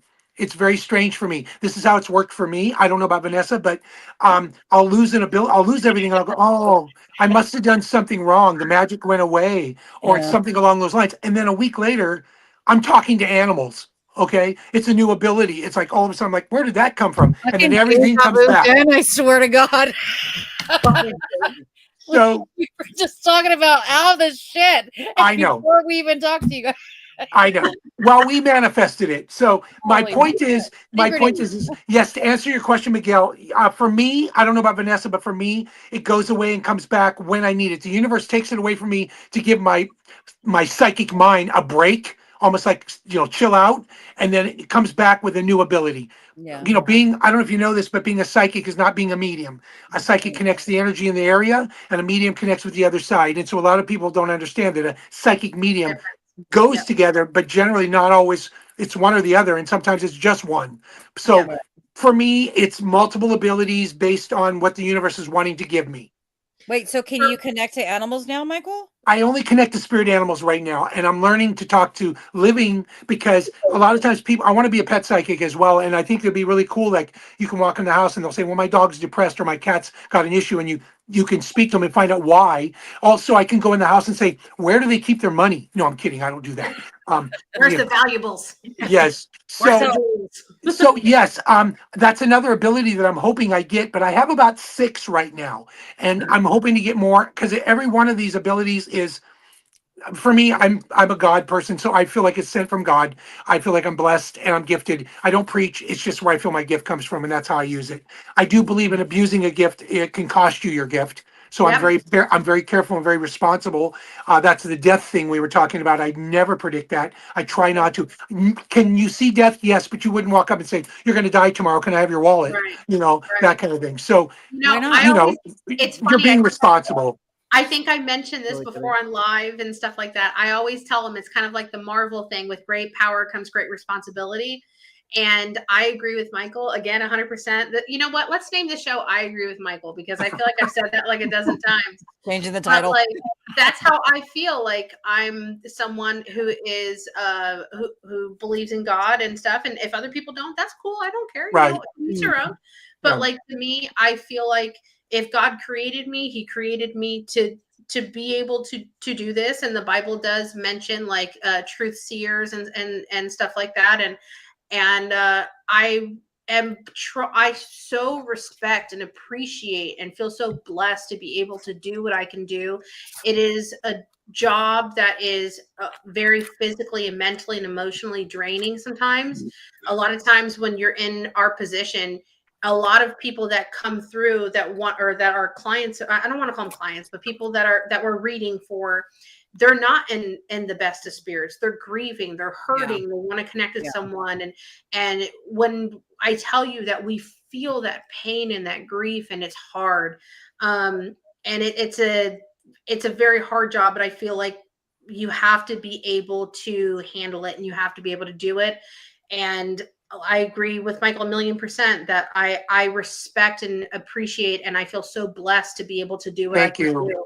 I appreciate you guys saying that. You know, I do a lot of charity work. That's why I basically do a lot of work as a pirate. I don't know if you know that, but I actually do work I as a love pirate. pirate stuff. That's my thing. I'm a pirate. And when I say that, I love pirates. well, I've been a pirate all my life, but I do charity for like Children's Hospital and Ronald McDonald House and St. Jude's and all those places. And the reason why I brought this up is because when you're doing work, I do professional magic. I do professional magic. And so when I'm doing magic for a child who's afflicted with a very horrible illness, I have to get past that. And it's like being a psychic. You have to get past what you're looking at, because you're bringing a message of joy or of peace and love and whatever to this person. And when you walk away, you're like, I'm going to cry now, but I don't want them to see this because I feel so bad. But I saw the smile on their face, and this is why I'm doing what I do.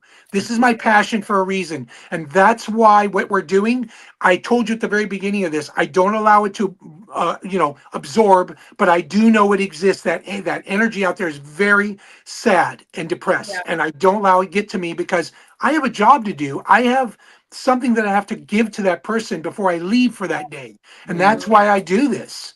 So that it's kind of like, I know I went off track, but pirate, but that's why I did it. Yeah, Okay? no, honestly, it makes a lot of sense to me. I get it. Like, when I do private readings for people, I don't like to be on camera when I do private readings, just because I feel awkward. Because a lot of times, like when I do it, I'll fixate on just any random thing. It could be a corner, Like it that's could be so Raven. event, it could be anything, and I fix on it, and sometimes I just close my eyes and I'll just rock and stuff like that. So I'm not on camera, and luckily I'm not, because there's been so many times where I would do readings and I'm feeling those emotions, and I have these silent tears literally rolling down my face, but I'm getting through it, and you won't hear my voice crack, you won't hear nothing, but I feel all those emotions. Right. And it's like, you just have to keep your professionalism about it, because someone is purchasing a service from me, and I'm going to give them the best experience I can. Right.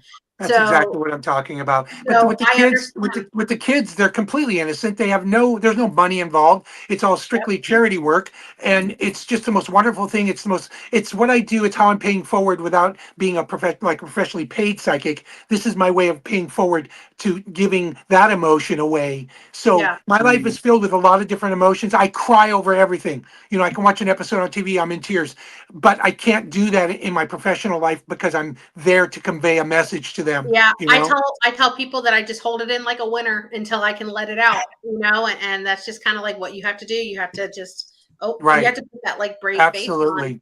And absolutely, it's difficult sometimes, but totally agree. Does he have a brother? Mondo, do you have a brother?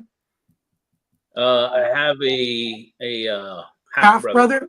Okay, because when I'm I'm sorry I'm doing it again, but when I see people that are like stepbrothers or half brothers, I see a half a person, and that's why I was wondering if you had like a half. I know it's weird, but that's my way of seeing him. So I see a half brother, and I was wondering, is he still with us or is he passed?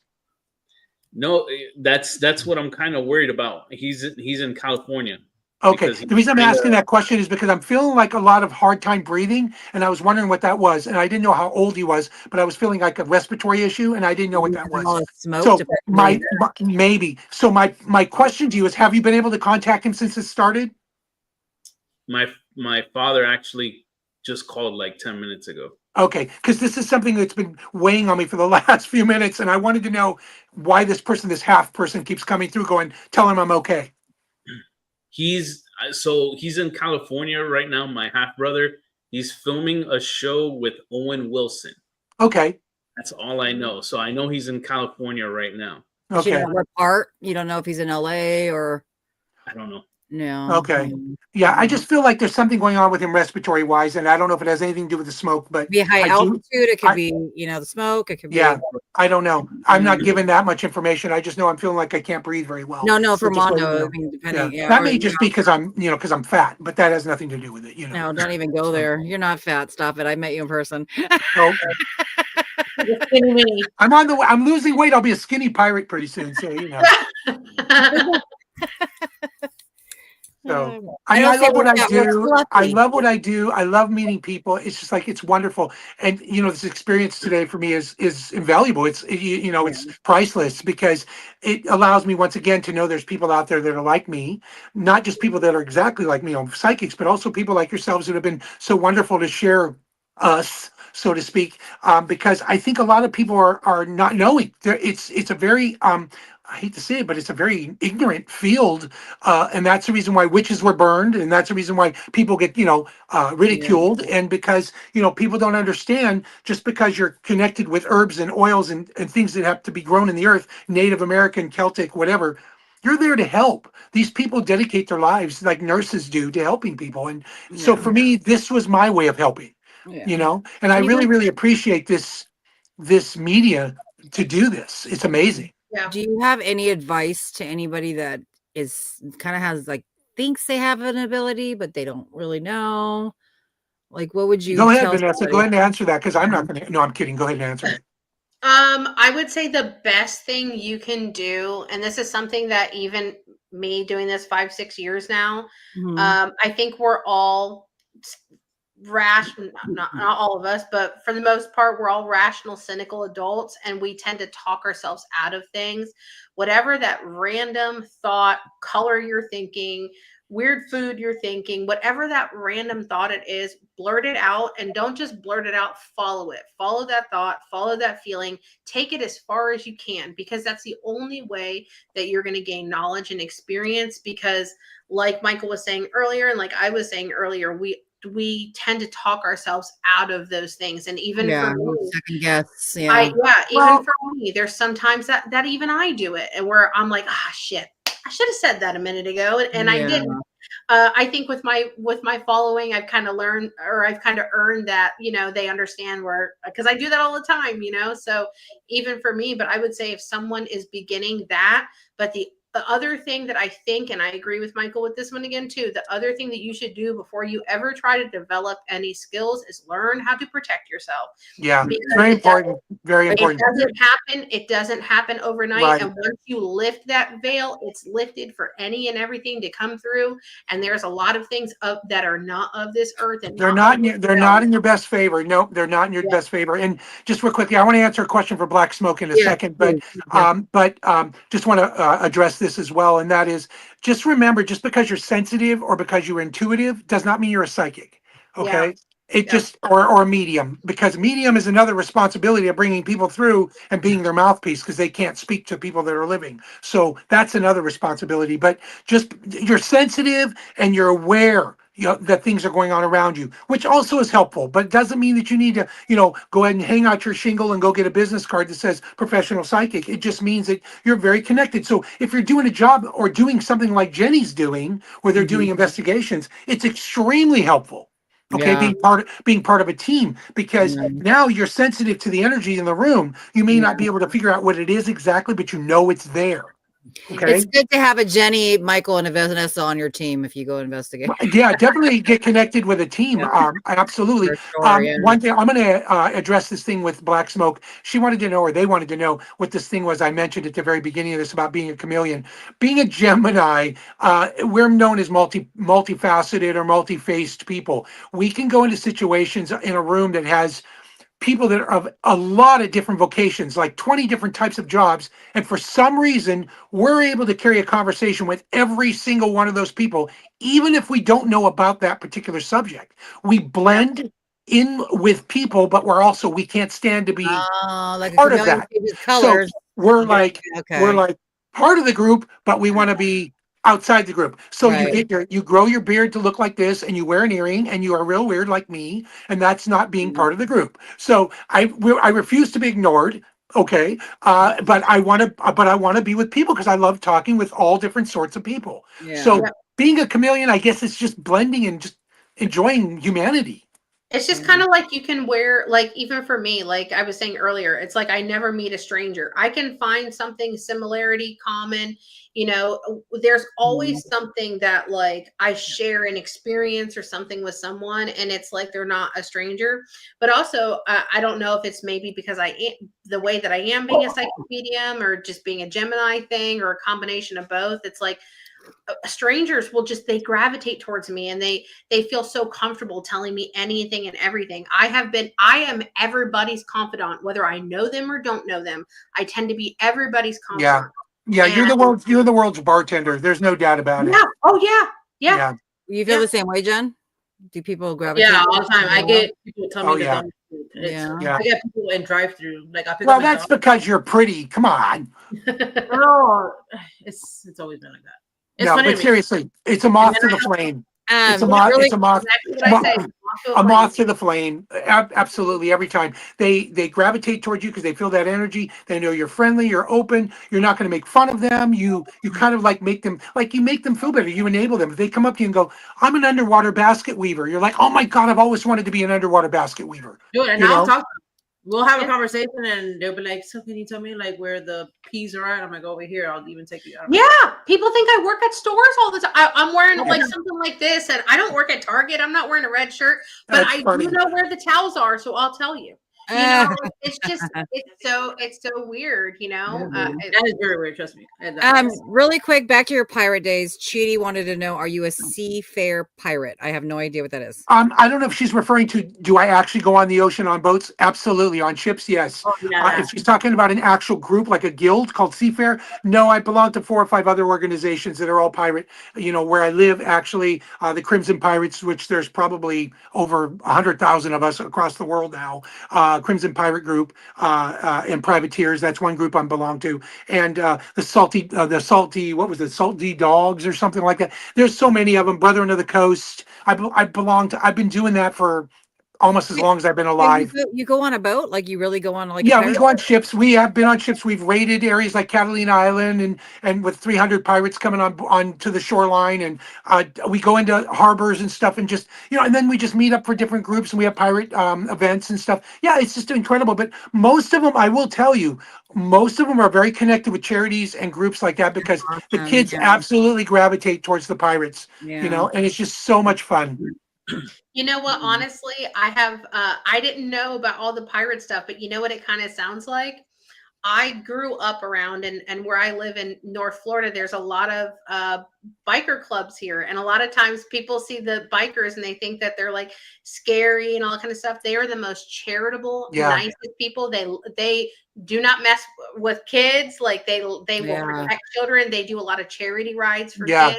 We just did that. A lot of things for animals and stuff like that. We just did that. We had 200 bikers, 200 bikers at the Shriners Auditorium here in LA, bringing toys for the kids. There was over 600 children, and the bikers were there, and the sheriff's department was there with their horses and cars that were really tricked out. It was amazing, and it was wonderful. And we just did that for the holiday. And now I'm just about to do one for 400 orphans, when do you hear that word? 400 orphans out in this area out in Santa Clarita, California, next month. And so every month there's something new coming up, and we go down to the Skid Row and hand out food and clothing to the homeless and stuff. It's just an amazing organization that this Crimson Pirate group that I belong to. Oh, that's awesome. I love that kind of stuff. Yeah.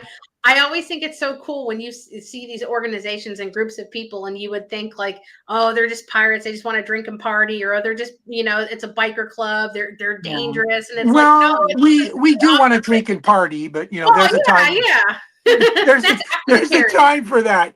We all say that.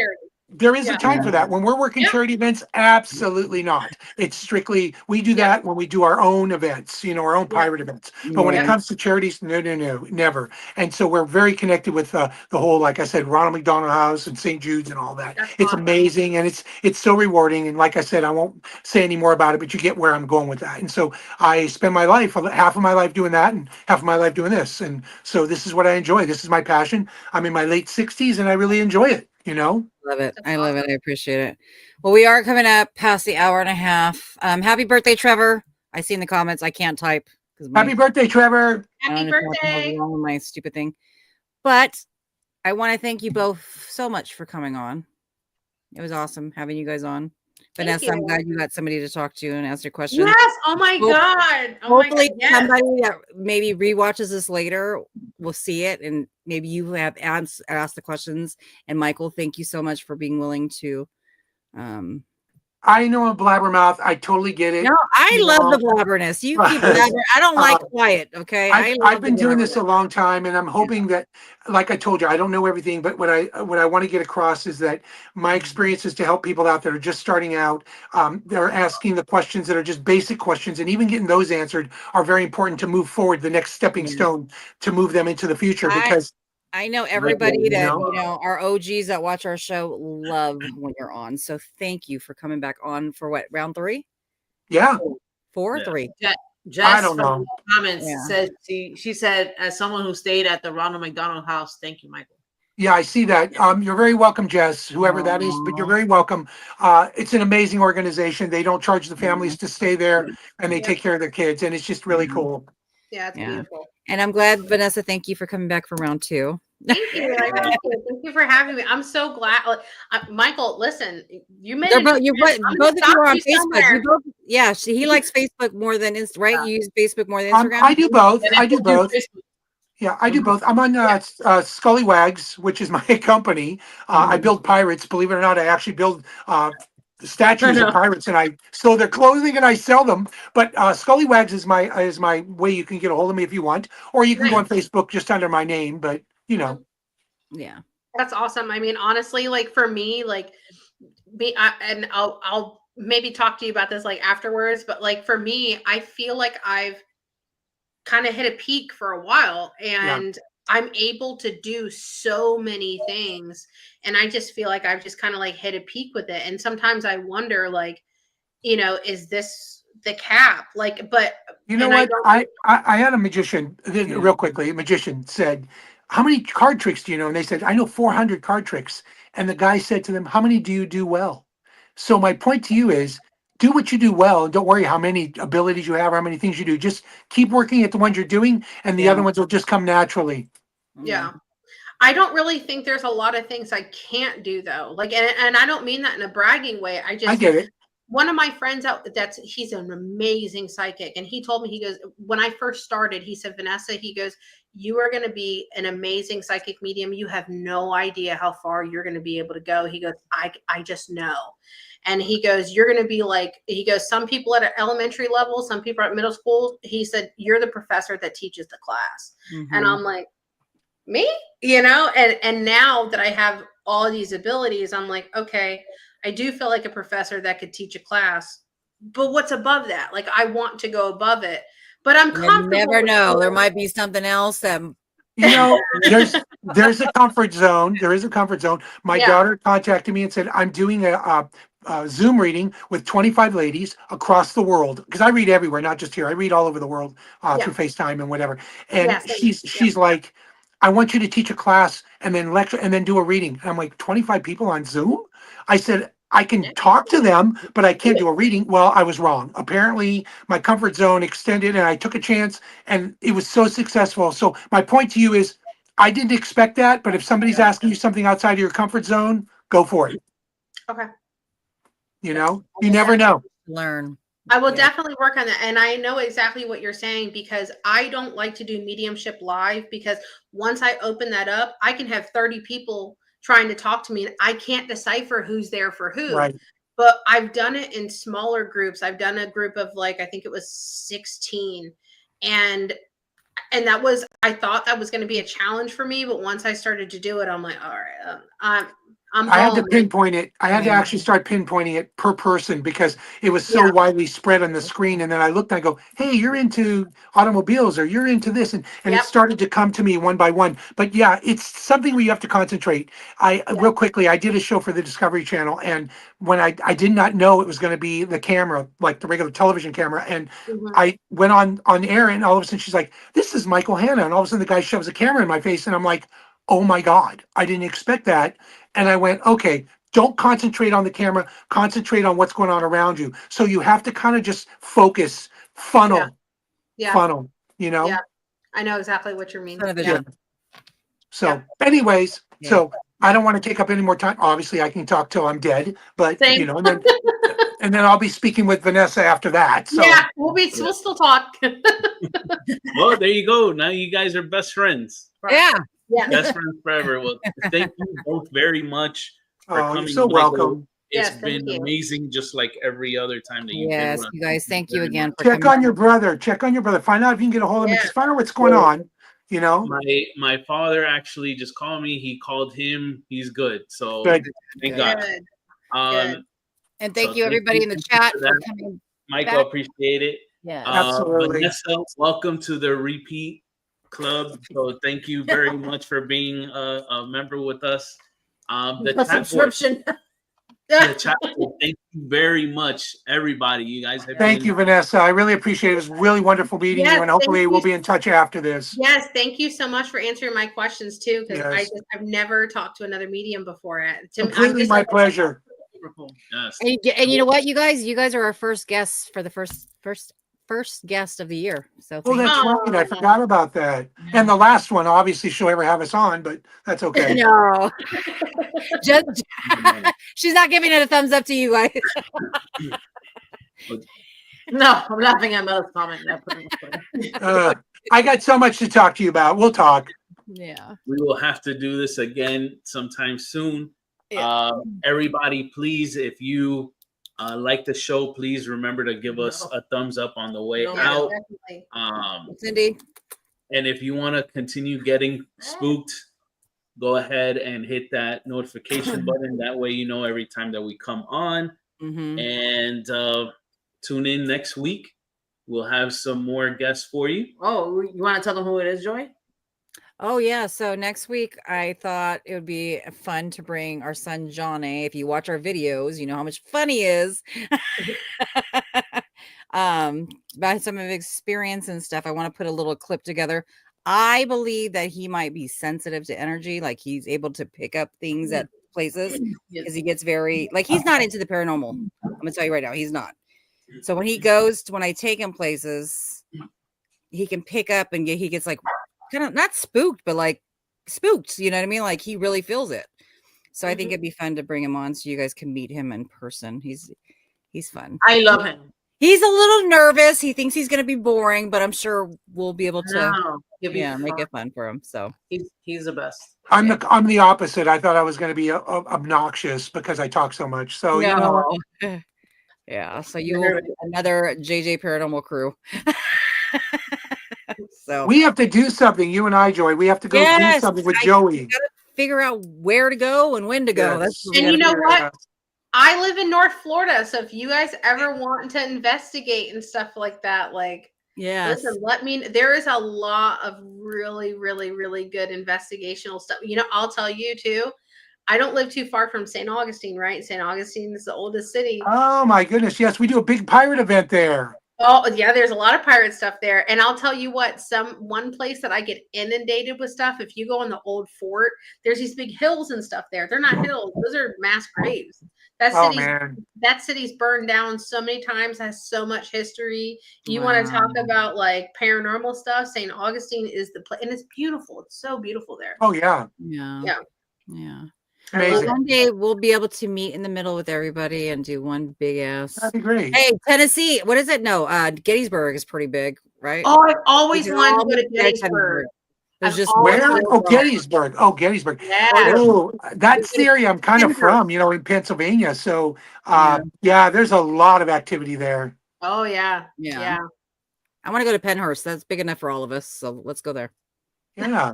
Everybody got a floor. Take a day. All right, you guys. Anyways, I want to say thank you, Whitney, for contacting a couple of times. I just want to say hi again. I'll be in touch with you. It's off. Sorry. Well, I couldn't take that comment off. Sorry. What? that's funny. Everybody was mentioning that I looked like Zach Baggins, so Yes. Finish that Yeah. part. Speaking of finish Zach up the Baggins, show. Jen made me do it. I got his tarot card after Jen had said anything. Something. I got it upstairs. I haven't opened it yet. Aren't they pretty? Isn't that pretty? That It's is very pretty. Yeah. Fucking I don't expensive want to though, either. but I don't wanna yeah. use it. Trying to read it when everybody's writing there. It's not easy to read. Yeah. Anyways, Everybody said they love the show. So Yes. Yes. again. thank you, everybody. Yeah. Yes, thank you so much. So we All will righty. Guys, don't leave real quick. We'll take a picture after the show. Yeah. So I want to tell everybody good night. Have a great week. Thank You guys don't have to go home, but you have to get up out of here. you. All right. Yeah. Good night. Good night, everybody. See you next weekend. Have a good week, y'all. Happy New Year. Happy New Year.